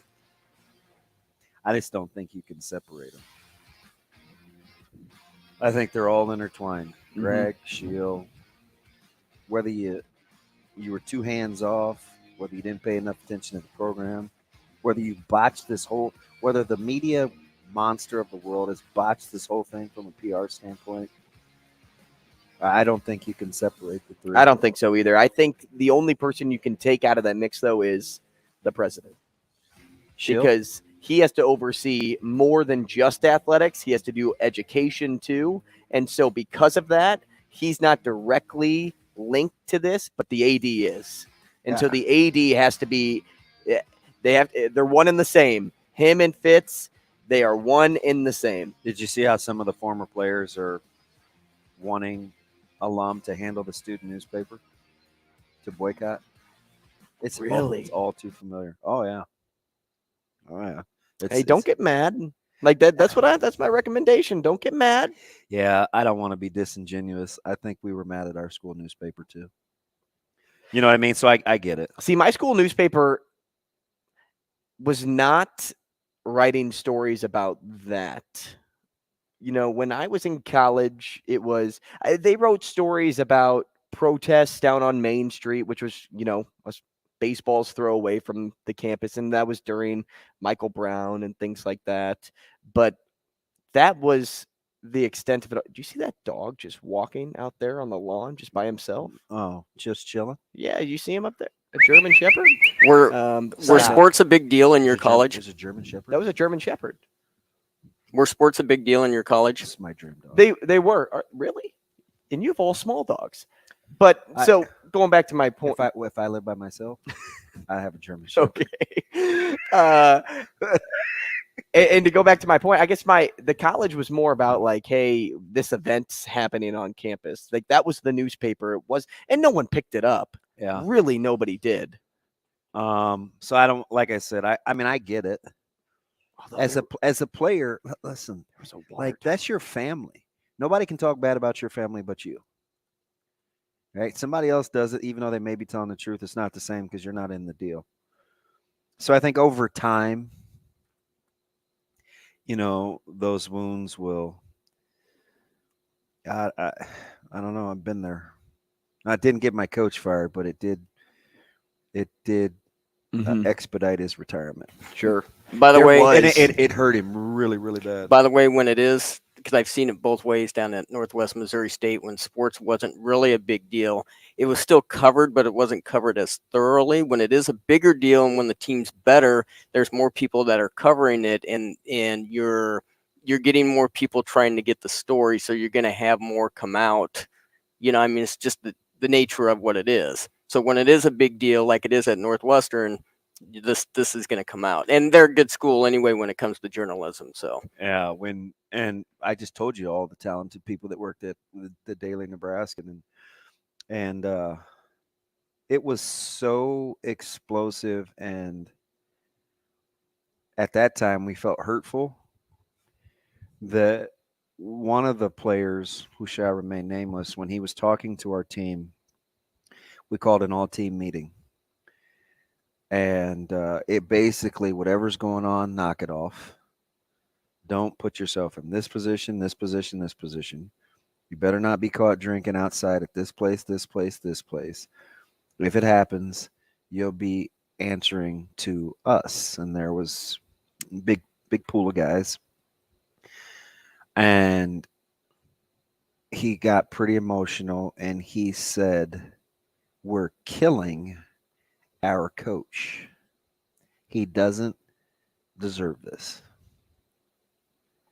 And he Talk about a slap in the face. He held up some of the articles, tore them up, put them in the trash, and he was like, "No more, no more ammo."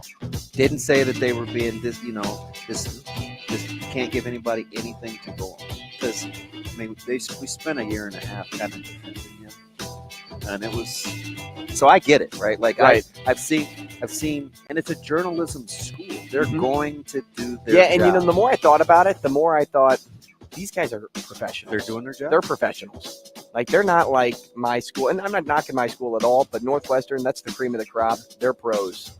They're just like everybody else.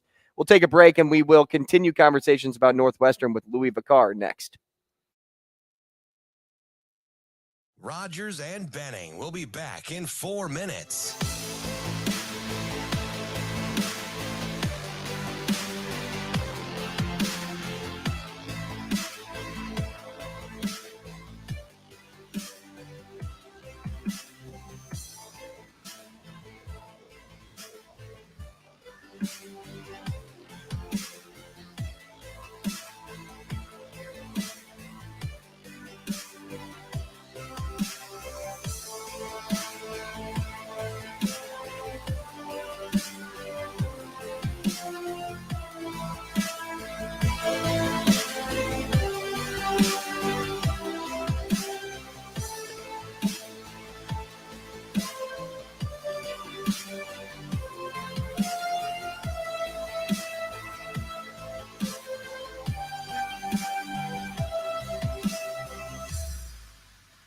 Rogers and Benning will be back in 3 minutes.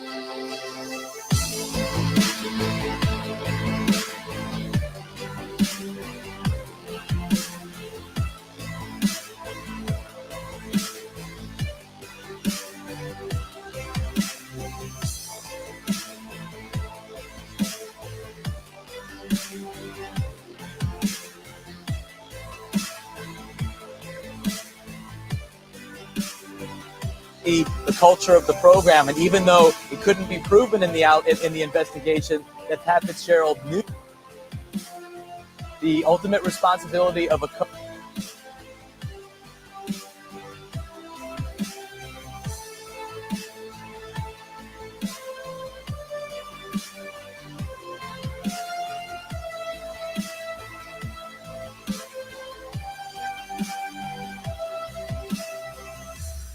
Rogers and Benning will be back in 2 minutes.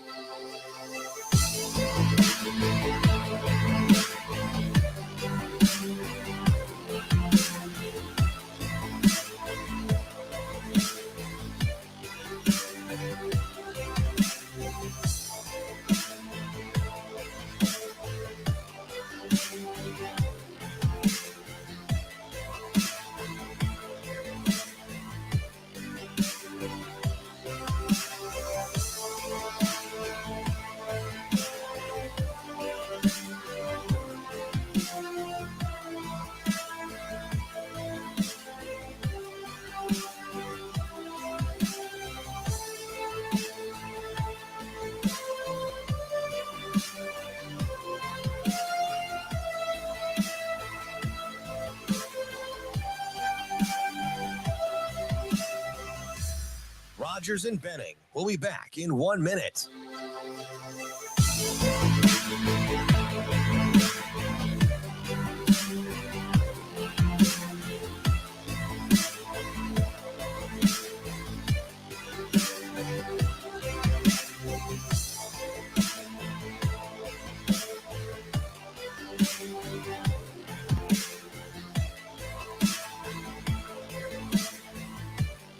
Rogers and Benning will be back in 30 seconds.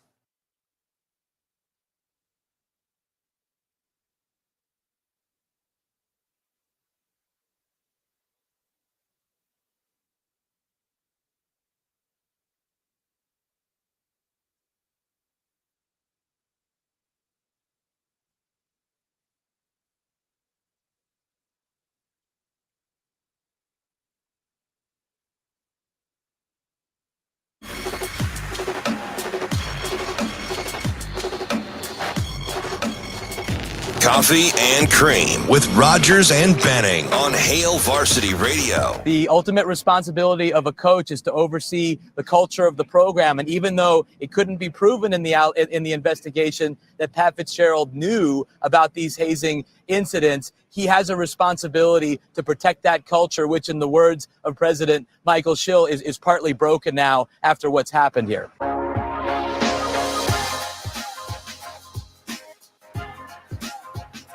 Welcome back. Top of the hour here on Coffee and Cream in the morning on Hail Varsity Radio, powered by Currency. Damon Benning, Andrew Rogers, live from the H&H Chevrolet stage at Hail Varsity Club. 888-638-4876 if you'd like to get involved at any point. We have a great group of guests here in the 9 o'clock hour, and we kick things off with Wildcat Report publisher and managing editor Louis Vaquer out of Northwestern at Wildcat Report on Twitter. Louis, good morning. Thanks for joining us. Thanks for having me, guys. I'm hoping today is a little less eventful than yesterday. Yeah, Louis, it's interesting. You've covered these guys. We talked to you a ton, and at what point did you start to piece, or have you yet, where you said, okay, I could kind of see this with how much autonomy was going on within the athletic department with Coach Fitzgerald? You mean in terms of Fitz, the power? Yeah, exactly. That dynamic. I never thought something like this would take him down, and it's really sad and a shame that it did. There was a certain he did have there was a certain, I guess, arrogance, I'd say, about Fitz, right? He did kind of think he did things better than others, and he ran things the right way. And most of, he had evidence to back that up. I think he ran the program the right way and stood for the right things throughout his career. But he wielded a lot of power. He had a lot of autonomy there. And maybe, I'm, in my mind, I've talked to a lot of people that said they can't believe that Fitz didn't know, people like student managers and things like that were with the team that can't believe that Fitz didn't know these things were going on.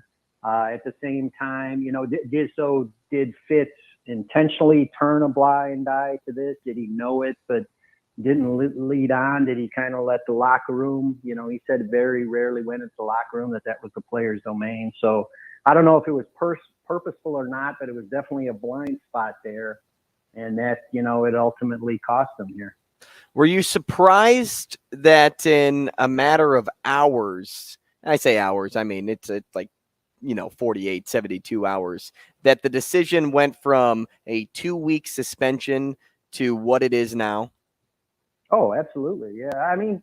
Look, this thing had been building for 3 days, and everybody I think was kind of half expecting it to happen, but it still didn't prepare me for seeing, Northwestern fires Pat Fitzgerald on my phone. That was just a stunning thing. He's such a figure. He is Northwestern football. He's an icon. It started on Friday. It looked pretty innocuous, right? They gave a 2-week suspension, not a lot of details. This hazing investigation wasn't much there. And then the next day, the Daily Northwestern story come out. Things exploded, and that's when, and then story after story of corroboration, and this happened and that happened, and different accusations. And the media kind of took over, and it was every headline, every tweet, poured gasoline on the fire. And, by Monday, it looked like it was heading down that path, but it was still stunning for me personally. I was floored. Now, from the outside looking in, and hopefully you can connect the dots, whether guys are on vacation, they're not on vacation, whether guys are on Zoom, they're not on Zoom. We had kind of a retraction, not a revision, and a statement from Shield about how things were originally assessed. When you look at Doc Greg and Shill and the handling of this situation, how much can we ascertain that it's a microcosm of how the leadership within the institution was handled? Yeah, I'm with you there. I think those guys look pretty bad right now. How can they not? Yeah. Well, they're in a tough spot. And on top of all that, Michael Schill is in his first year of president of Northwestern. Derek Gragg's in his second, right? Neither of them have nearly the power that a guy like Fitzgerald does.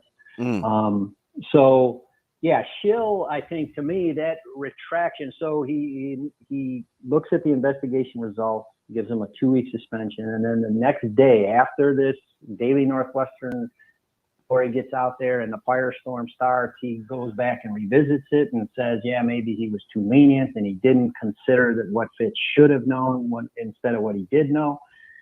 And he kind of opened the door. And that looked like he was kind of,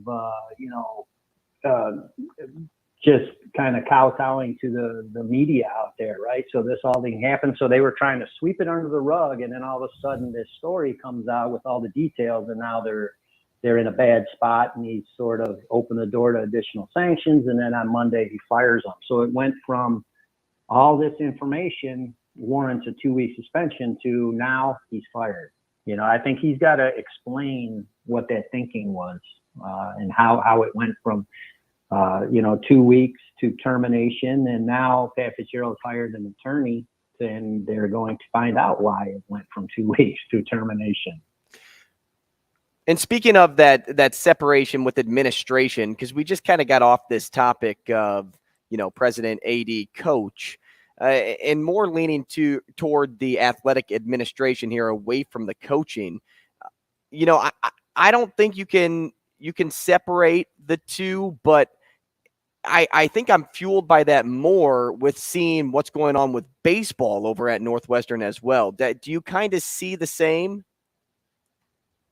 Yeah, I mean, there's some very serious questions, fingers being pointed at Derek Gregg right now. Not only his handling in the Fitzgerald case, but now with the baseball scandal just also exploded yesterday, right? That broke yesterday when all this stuff with Fitz was going on. So it was quite a day. And I think people are going to look at him because this was his first hire. And I've talked to some people within the baseball program there that, he was, and what I was told is that they provided a list of coaches that they wanted to see in that spot. And Greg kind of went on his own and picked Foster, and they knew, all the baseball people knew his history, that he had a checkered past, and Greg kind of acted unilaterally, went out on his own and hired this guy, and we see what's happened there. So that, his first hire, that's his first hire as the athletic director, and it kind of blew up in his face. And then now with the Fitz thing, things are not looking good on that side in the athletic department.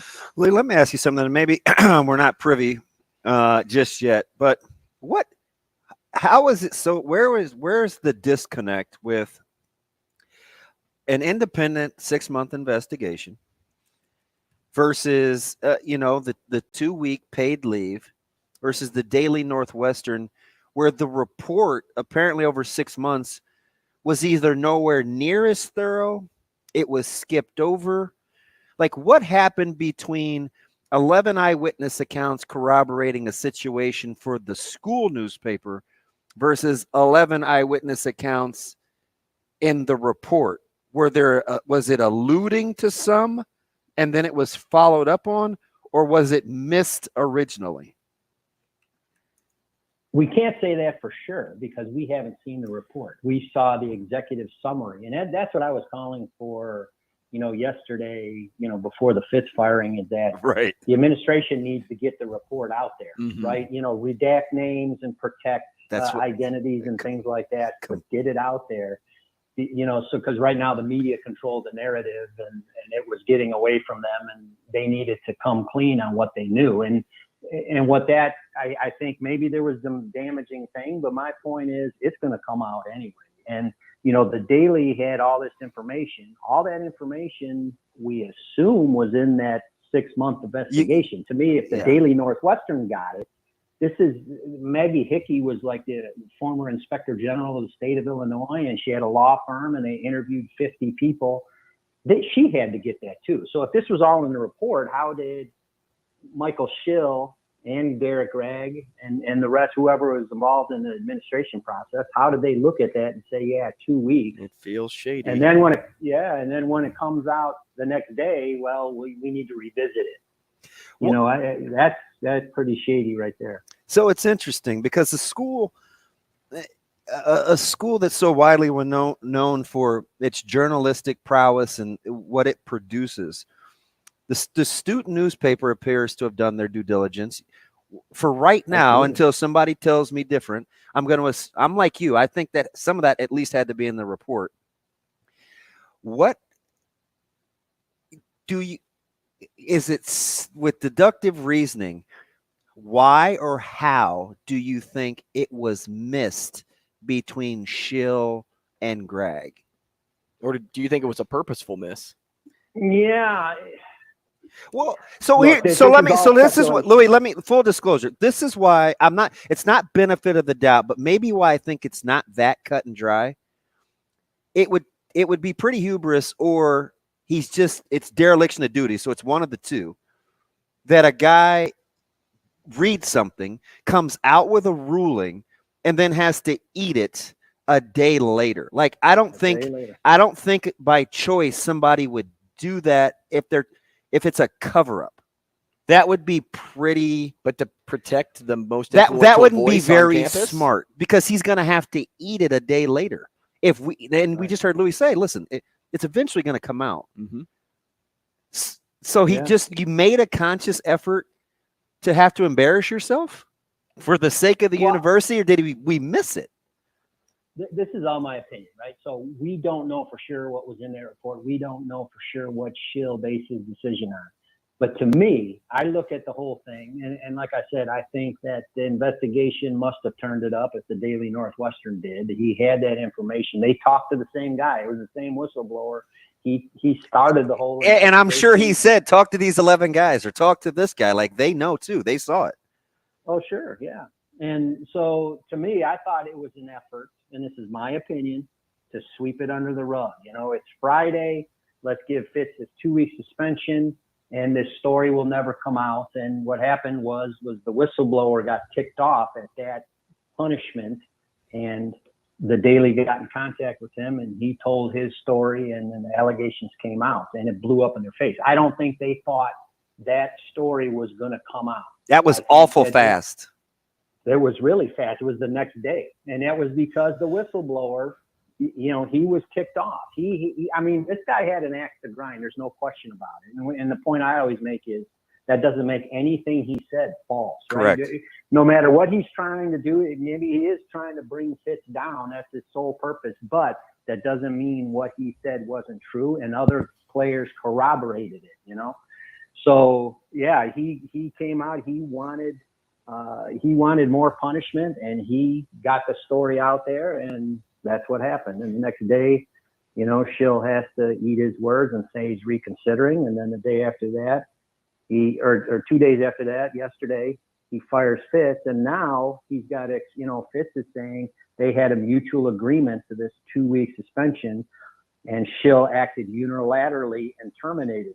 So now he's got Dan Webb. Dan Webb, for if you don't know, is a very that's big powerful. Name. He's a very big name in Chicago. Boy, that guy is big, and he's got him on his side, and they're going. That's exactly what they're going to pursue. It's a wrongful termination, and I'm sure he's going to get that money he's owed, and we'll see what happens.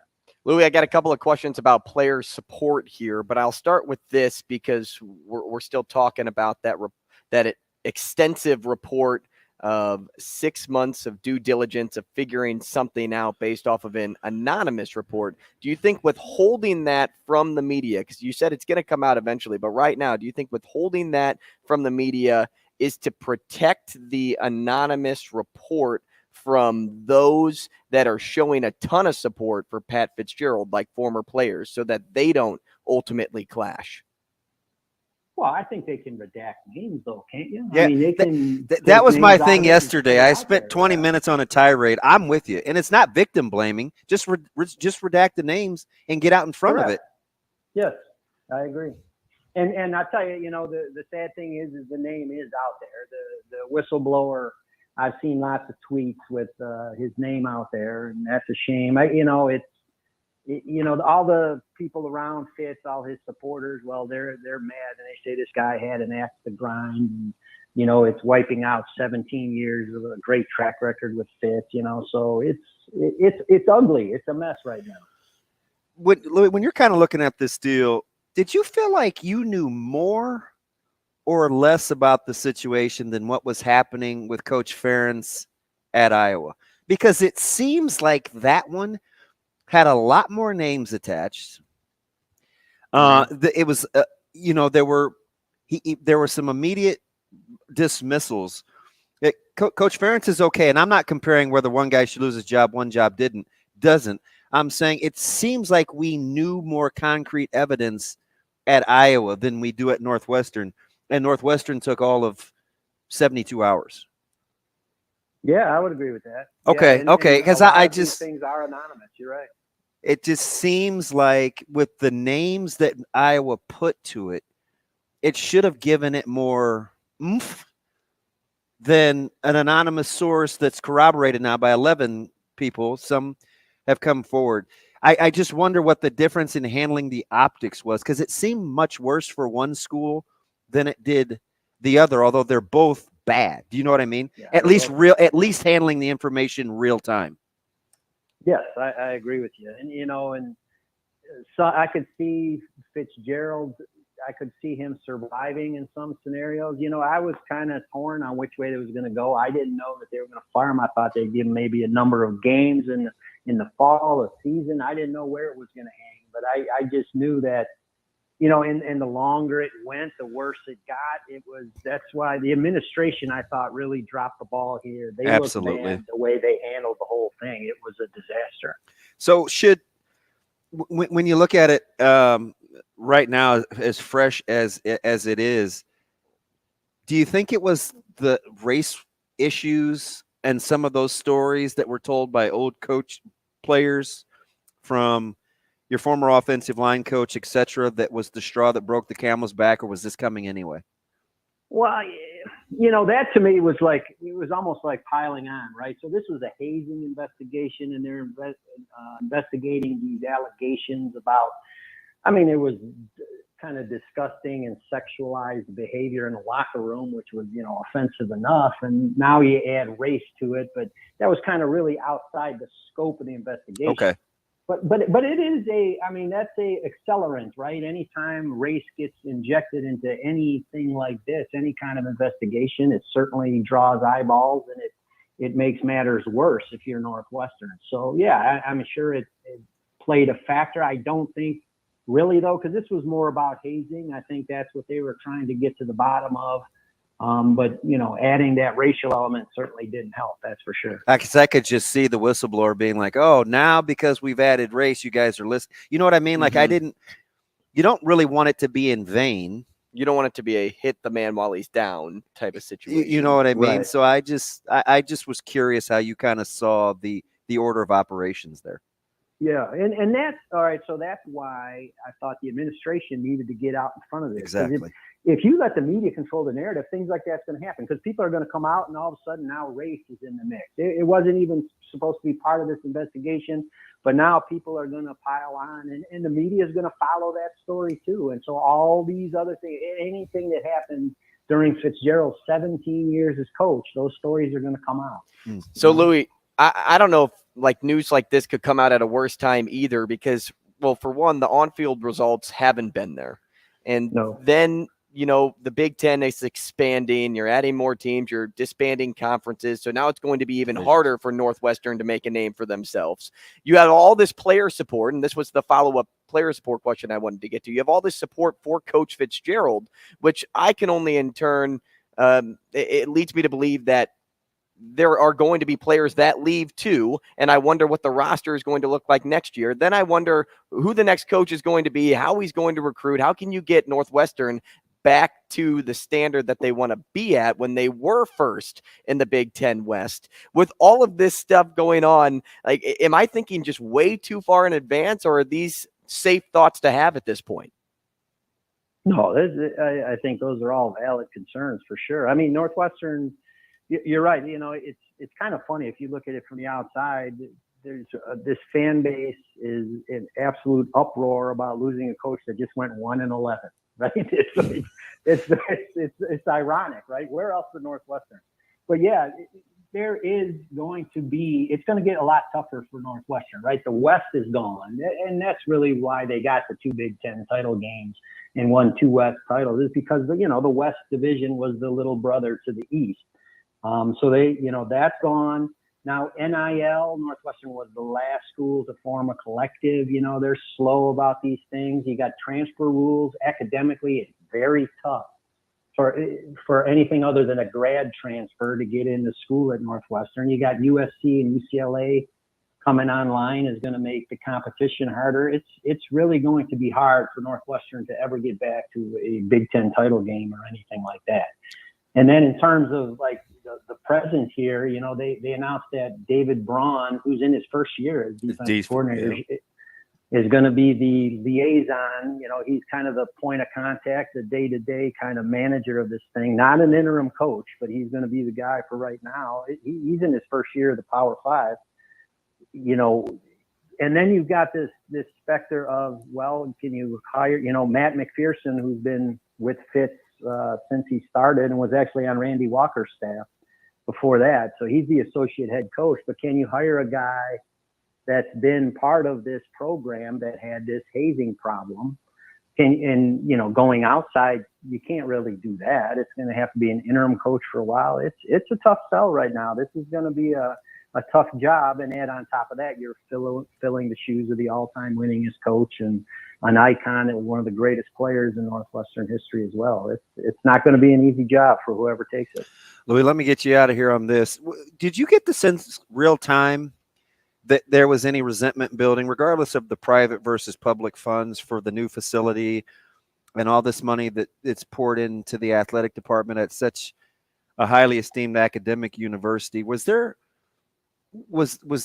there factions? Was it split a little bit, or was everybody kind of embracing of the evolution of the facilities on a campus via athletics? I think there was a little bit of friction there. There is a certain element, I think, to the Northwestern community that is more academic oriented, and they're wondering, why are we spending all this money on football, and is that the right place to spend it? I think that was certainly a valid concern. I mean, a lot of that money comes from Patrick Ryan, who's the benefactor of the program, and his name's on the field and the football, the new practice facility and the basketball arena and everywhere else. But I think, now I think more of it, the last 3, Northwestern went 4-20 over the last 2 years, and they built him a practice facility, $270 million palace. They got $800 million that's supposedly coming for this new stadium. We'll see if that moves forward now. I don't know, but everybody's looking at all that money. That's $1 billion. Well, where are the results on the field? So I think there was a little more scrutiny on that. And the last couple of years, especially last season, 11-game losing streak. Louis, two and a half years ago, it was like 10-6 at the half in the Big Ten championship. It was 10-6. Yeah. They had the lead on them late in the third quarter. Yeah. And then Justin Fields. Unbelievable. Louis, I appreciate it. Short notice. Heck of a job out of the bullpen. Yeah, thank you so much, Louis. Well, thank you for having me, guys. I appreciate it. That's Louis Vaquer, Wildcat Report. Wowzer. Publisher and managing editor at Wildcat Report on Twitter. When we come back, we'll change gears because we're going to get back into the schedule breakdown now. We'll give our own thoughts on Colorado, and then we will talk Colorado with a beat writer at 9:45. That's all next. Rogers and Benning will be back in 5 minutes.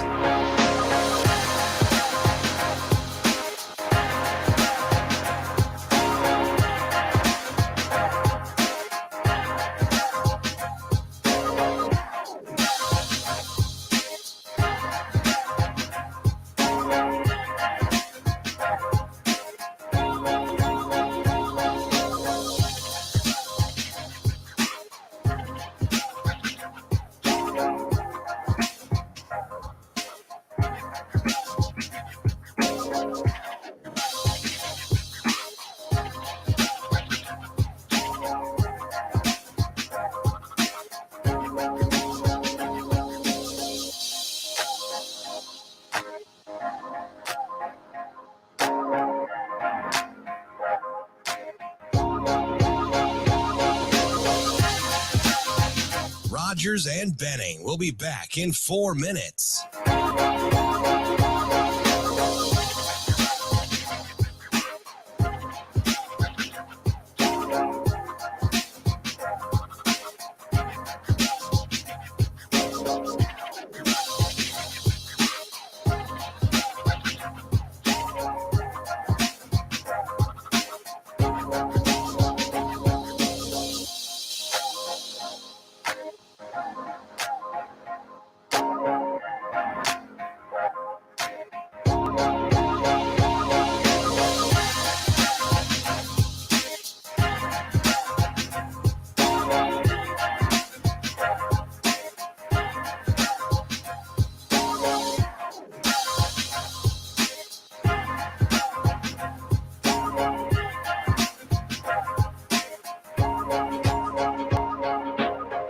Rogers and Benning will be back in 3 minutes.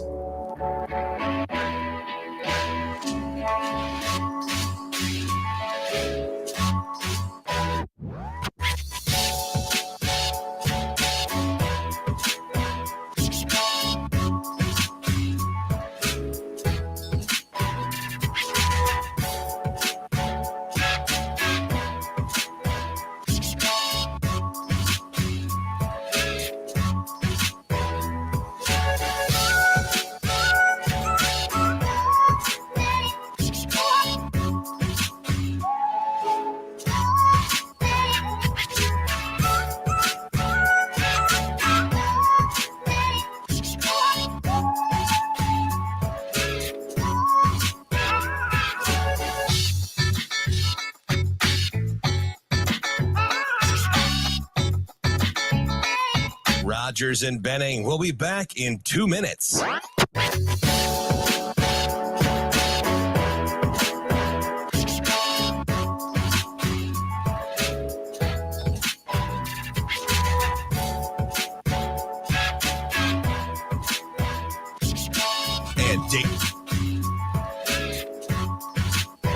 Damon Benning.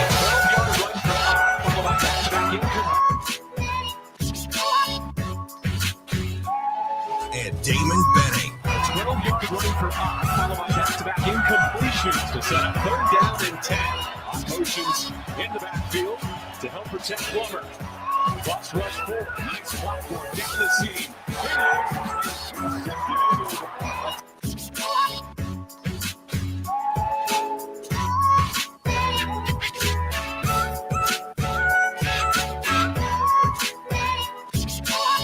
Rogers and Benning will be back in 1 minute.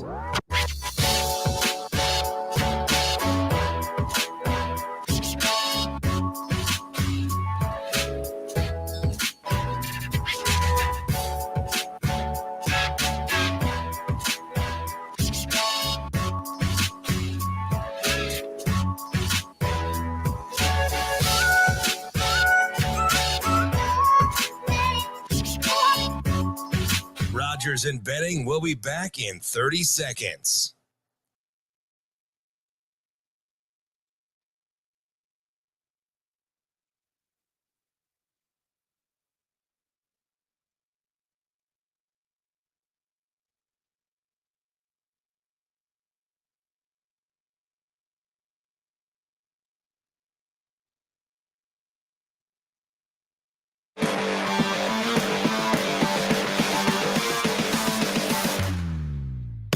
Coffee and Cream with Rogers and Benning on Hail Varsity Radio.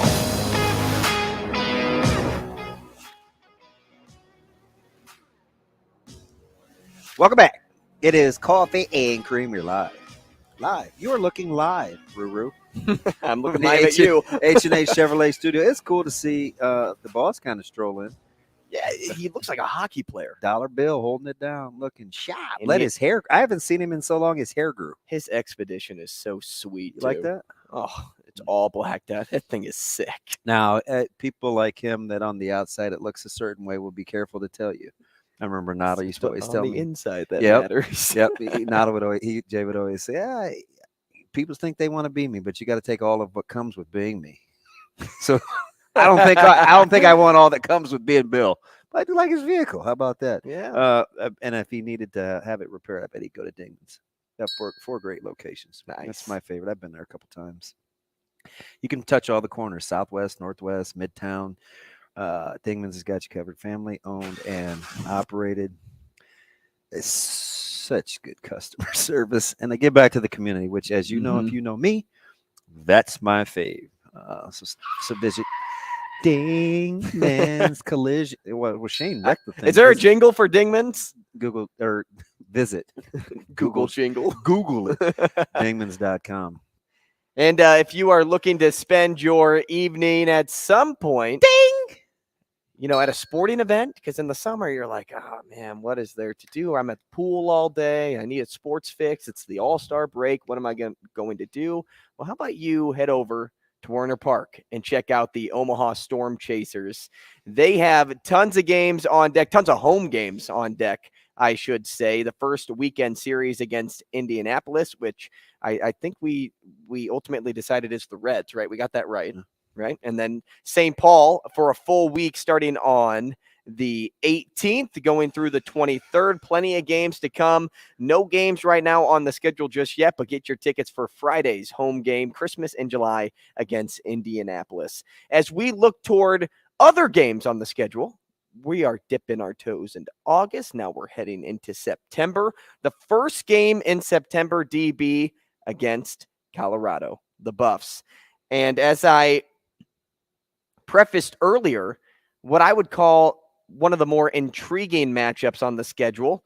And that's, solely based on, hey, it's Deion Sanders' first home game. And it's Deion Sanders in action. And you get to see that. You get to see that take place. So other things that intrigue me about this team, they're full of transfers, right? High-profile transfers at that. You have Shadir, obviously. You have Hunter, obviously. But then you have Alton McCaskill out of Houston, running back. You have a defensive lineman from Florida State. McCaskill, a little more interesting to me because he's a former 4-star, and he runs the ball pretty well. But then if you just look at their schedule, holy tough.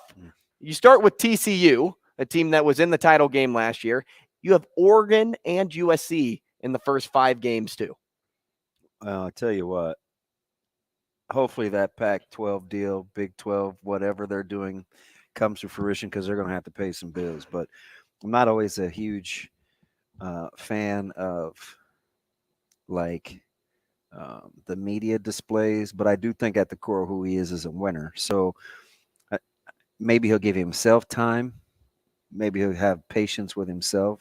He's always quoting scripture. So as a guy that I believe may have some spiritual roots anchored in the ground, he'll be patient because I think he's going to have to be. I just think they're in trouble in the short term in the trenches. I don't, even with picking up Jeremiah McCrimmon the other day on the offensive line in the transfer portal. I think they got him from Mississippi State. Just one piece. They still need about 12, 13, 14, 20 more just for depth. Because I think what he's going to figure out is the rigor of the Power 5 schedule is you need depth. It can't just – 30 good players isn't enough. It's not. It's just not. You just don't know who's going to be shaken up after one hit, after one game. Yep. And all of a sudden, what looked great on paper to open the year now looks a little beat up. I'm also curious to know how Sean Lewis will fare, former Kent State head coach as offensive coordinator. Appears to be a good young up-and-comer, though. And now he's just doing offense. Mm-hmm. So, and didn't they just hire Zimmer? They did. His staff is legit. Yeah. Right? Really nice staff. Individually, who knows how people will work together, but that staff seems pretty big time. Well, and if you know, or if you really think about it, if everything works, if things go well for Colorado, the people a part of that staff will have whatever job they want next. Yeah. And it's kind of a big risk, a big gamble, But if you're going to push your chips all in, might as well do it with Deion Sanders, somebody that has been successful at all levels as a player and so far has been successful as a coach. Now, he's got, you got to think Zimmer and Pat Shurmur, like those guys, they got to work pretty well together. They've got familiarity with one another. You get a couple NFL veterans and good eyes. They're quote unquote analysts. I don't know how he's paying these guys, but it's not my business to have my hand in other Colorado sold out the stadium, DB. Have my hand in other people's pockets, but man, they're sold out for the year. That's how they're doing it, right? I don't know. I don't know. Now, they did lose 47 players to the portal after the spring game, so let's not forget about that when you speak about depth. They only have 12 returning scholarship players. Up front, they returned 3 starters, but added 6 transfers who were also starters. So that could help them a ton, at least when building the offense. Yeah, and you just got McCrimmon, who I think at the time, were they adding to that? Added to those numbers? Mm-hmm. So, I don't know, depth. I'd rather get them late than early. I know that sounds weird. Right. But you're fresh in the beginning of the season. There's that youthful exuberance. You get teams about week 6, 7 in conference, and it's like, yeah, now we'll see what your medal how are is. the knees? Yeah, the prep time, the quick turnarounds, things like that. So it's going to be interesting. They got transfers out of UCF, if I'm correct, or USF. Xavier Weaver and Jimmy Horn Jr. Can't remember the school. That's slipping my brain. It's one of those two. But I'm really intrigued by Dylan Edwards, the recruit that went from Notre Dame to Colorado. Just a little itty bitty fella. He's like Shane out there, making folks miss. I know, right? Now get you the ball out there. He's definitely dynamic and he's definitely fast.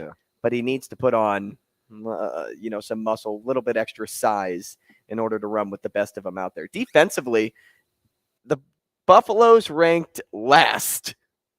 Dead last in allowing 44.5 points per game last year, and they made a complete roster flip.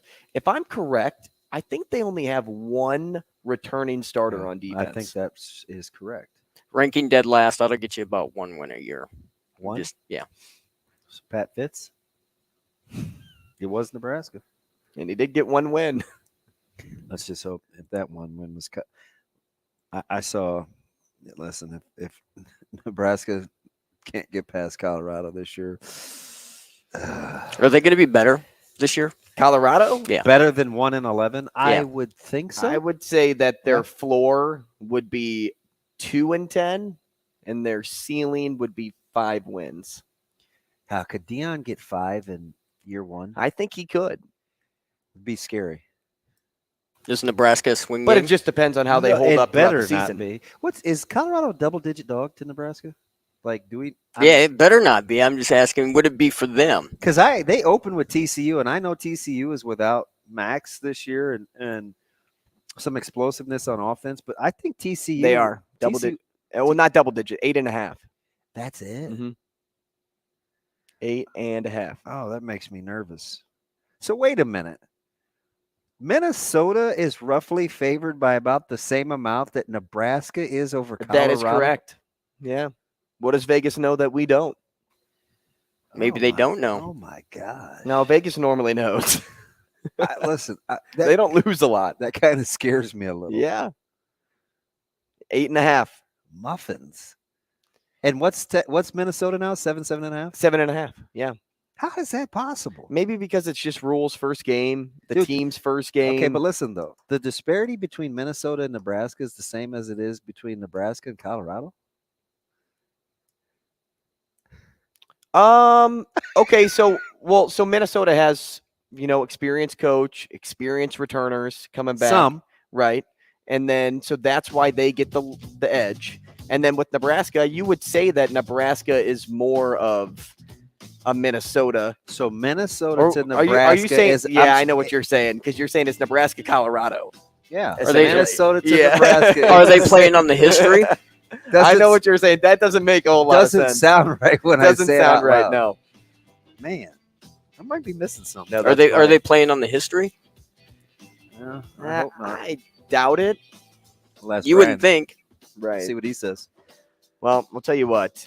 The question Colorado is trying to answer in their first year is, can they put it all together on the field? Nebraska's trying to figure that out too.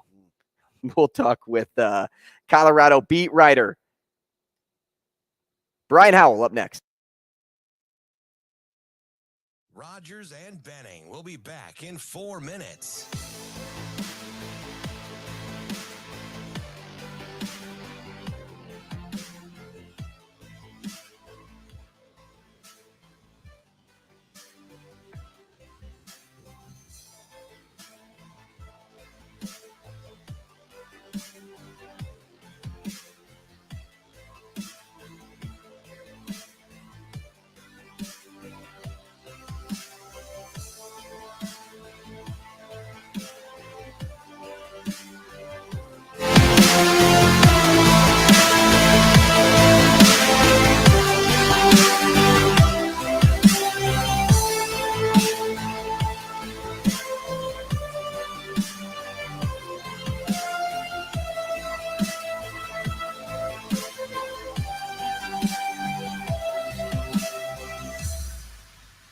Rogers and Benning will be back in 3 minutes.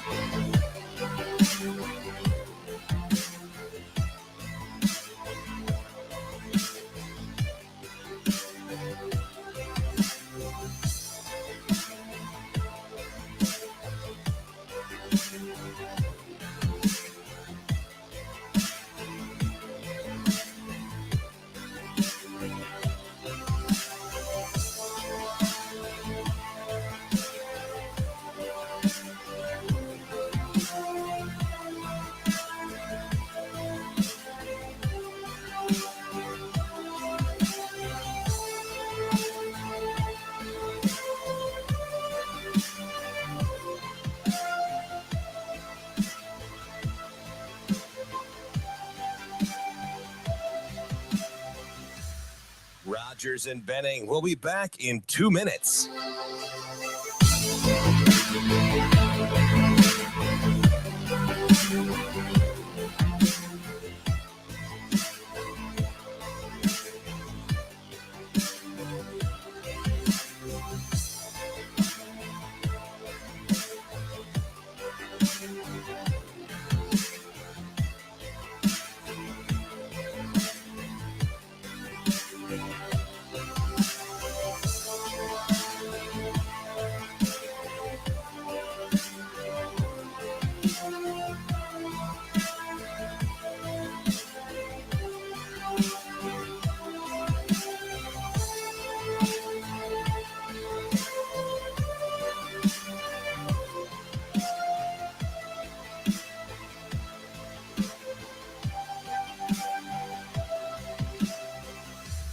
Rogers and Benning will be back in 1 minute.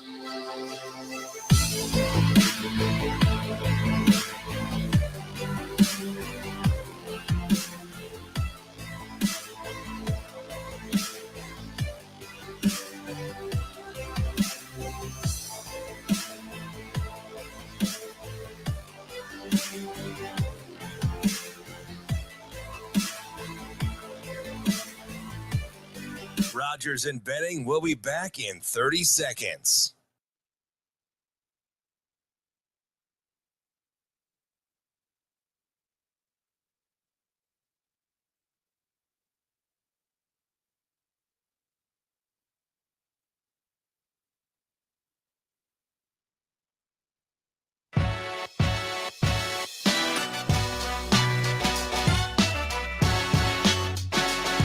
Coffee and Cream on Hail Varsity Radio with Andrew Rogers and Damon Benning. A 12-yard run for Ott, followed by back-to-back incompletions to set up 3rd down and 10. Ott motions in the backfield to help protect Plummer.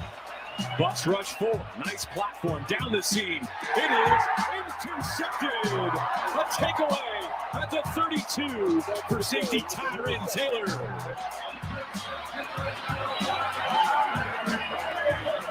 Just what the doctor ordered. Welcome back as we wind this thing down on a Tuesday. Damon Benning and Andrew Rogers live from the H&H Chevrolet stage at Hail Varsity Club. Coffee and Cream, ESPN Radio here in Omaha. on KFOR in Lincoln, live on Twitter, live on YouTube. Brian Howell with us now, Colorado Buffaloes beat writer for Buff Zone and the Boulder Daily Camera, at Brian Howell 33 on Twitter. Brian, good morning. Good morning. How are you? Good. Very good. Thanks for asking. Hey, Colorado has been heavily talked about this offseason, but still I'm not sure people are ready to buy into Deion Sanders' team just yet, at least nationally. It's hard to say, they won't exceed last year's win total of 1, but are we going to see production like we saw in year 2 at Jackson State immediately at Colorado, or do you think this will end up being a slow burn? Yeah, I think I don't think we're going to see what we saw at Jackson last year, but it's going to be hard to not be better than what they were last year, at Colorado. So, I mean, they were so bad last year, not only just the 1 win, but they were extremely fortunate to get that 1 win. And, their losses were, most of them by 20 plus points. So, I think they're going to be a lot more competitive. They may not win.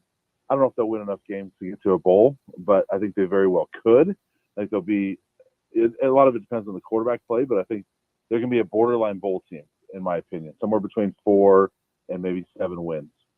So, Brian, it's interesting because I think you and I talked about this initially, and he's even added to it. And I think the pool of assistants was like $3.5 million or something like that. And I think that included analysts. But on paper, that staff is pretty impressive, right? Just most recently, you're getting a Shermer and a Mike Zimmer, and obviously those two guys have worked together. But when you're looking at just the coaching pedigree for the staff, it's impressive. There has to be a lot more substance than the style that the outside world looks at, right? Because you don't get guys like that on staff if it's just about puff and fluff.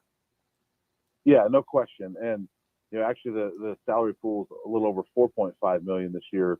He was given in his contract up to $5 million to spend, and it's $4.5 million just for the 10 assistants. So include the other guys and the strength coach and all that stuff. But yeah, that's that's the most in the history, right? Yes. Last year, I believe, was the first time it ever topped 4. I can't remember exactly, but it's gone up every year, and obviously with everything else. But yeah, it's by far the most ever, and Deion's making the most ever that a head coach has ever made here. So the commitment's greater. But then, yeah, you also get guys like a Pat Shermer that are now as analysts, and guys that are support staff guys. Dennis Thurman was his defensive coordinator at Jackson State last year, and has been a long-time defensive coordinator in the NFL, and a great resume, and he's a support staff guy. Vincent, he's taking a back seat to Charles Kelly. How about that? Yeah. Vincent Dancy was the head coach at Mississippi Valley State last year, and he's an analyst. So, it's a higher quality of support staff even than what we've seen. And, the offensive coordinator, Sean Lewis, is a guy that, when they fired Carl Durrell last year, he was on a lot of fans' short list for the head coaching job. So, it's definitely, to me, on paper, a much better staff than I've seen around here. Tim Brewster been a head coach. I mean, there's a lot of that. I think it's 4 of the 5 assistants on offense have been head coaches in college.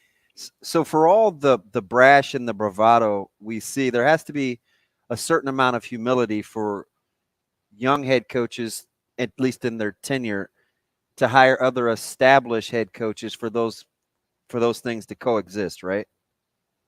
Yeah, for sure. And, it speaks a lot to the reputation that Deion has. And, a guy that's not on the staff, but I met in December was Steve Mariucci, who, worked with Deion at the NFL Network.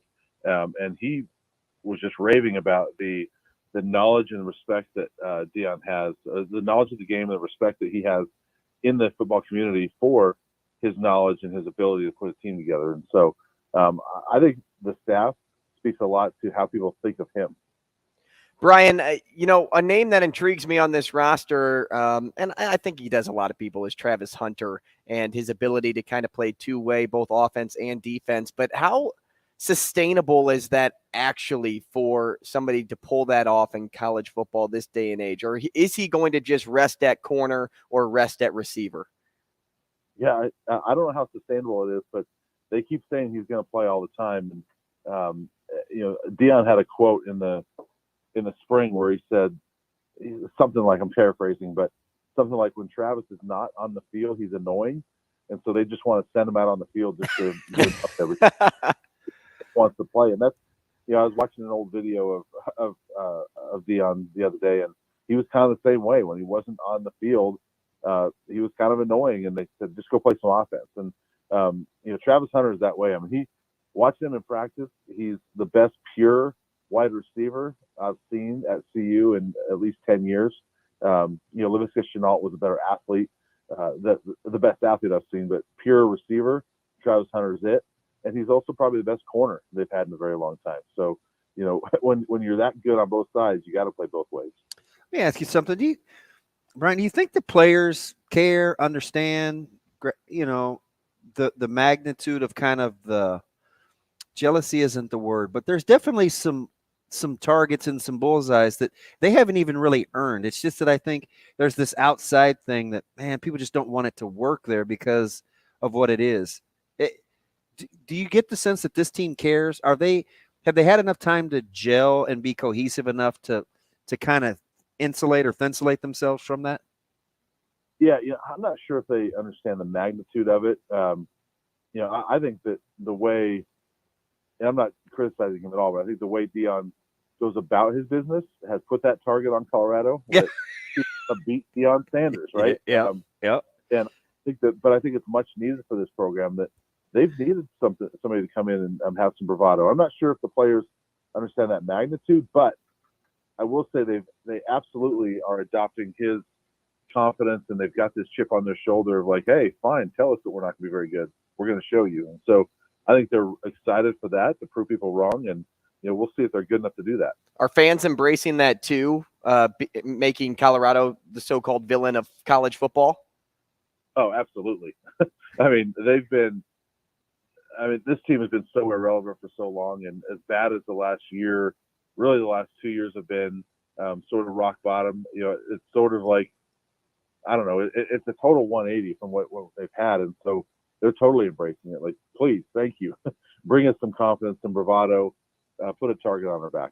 So Colorado ranked last in the country and allowing 44.5 points per game last year.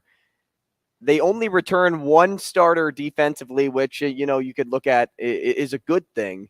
But with all these other new names, are they going to gel enough quickly to, remove that off of their record book and move forward and be a better defensive structured team? Because we know the offense is going to be fine. At least the assumption is the offense is going to be fine, but defense is where the question marks arise. Yeah, I think they're going to be much better. I don't know how good, but as far as gelling, they've done a great job in the program of creating competition in the weight room and in the summer workouts. And I was around them a couple weeks ago. I was following somebody around and was around the team during a workout, and it feels like a team that's been together for a while. Just the way they joke and interact, and it was all defense that day working out. So I think they're going to be okay in that regard. How good they are, we'll see. But they got a good collection of guys that, they've come from a bunch of different schools. And, Jordan Dominic on the edge was one of the top sack leaders in the SEC last year at Arkansas. So Levanta Bentley was a linebacker that didn't play a ton at Clemson, but when he did, he was highly productive. Demoy Kennedy was from Alabama. That he didn't play a ton, but he's got a ton of speed, and they believe that he can be a really good player. And then obviously you got, Travis Hunter, Shiloh Sanders, Cormani McClain, who's the number one cornerback recruit in the country. So the talent is absolutely there. And, Deion has said, look, in the NFL, why doesn't anybody ever question the teams coming together in a couple months? Why in high school they never question that when teams trying to come together in a couple months? So he doesn't think that's going to be an issue. And, if he doesn't think so, I'm going to go with that for now. Brian, let me get you out of here in this. The moves at one point seemed imminent from a conference standpoint. Does Colorado have to win in association with Deion, or is Deion in the pool of bigger and better things on the horizon enough to get a conference realignment deal done? Yeah, I'm not sure how much pull he has there, just because nobody knows how long he's going to be there anyway. And I think it's tough for a conference to, sign on with Colorado, not knowing if he'll even be there by the time they join their conference. So, I don't know if they necessarily have to win to do all that. I would hope that all this is done before the season starts, but we'll see. We keep hearing that from the Pac-12, right? That, hey, it's going to be done soon, and then it hasn't been. So I would hope all the conference stuff is done before the season starts, but we'll see. Brian, we appreciate your time this morning. Thanks so much, and good luck to Colorado this season, and good luck to you covering them. Thanks, I appreciate it. Thanks, Brian. Brian Howell, Colorado Buffaloes beat writer for Buff Zone and the Boulder Daily Camera. Almost said Bulldog there. I wish Colorado good luck, except for week 1 at home. Yeah. Except for that. I don't wish him anything. Except health. That's about it. How many red shirts are going to be filling that stadium up? Well, hopefully they didn't price their own fan base out, but there'll be quite a few. Yeah, I don't think Nebraska's stopping, though. Charge them $500, $1,000, $1,500. They'll be there. And we'll be back tomorrow. Thanks for joining us today.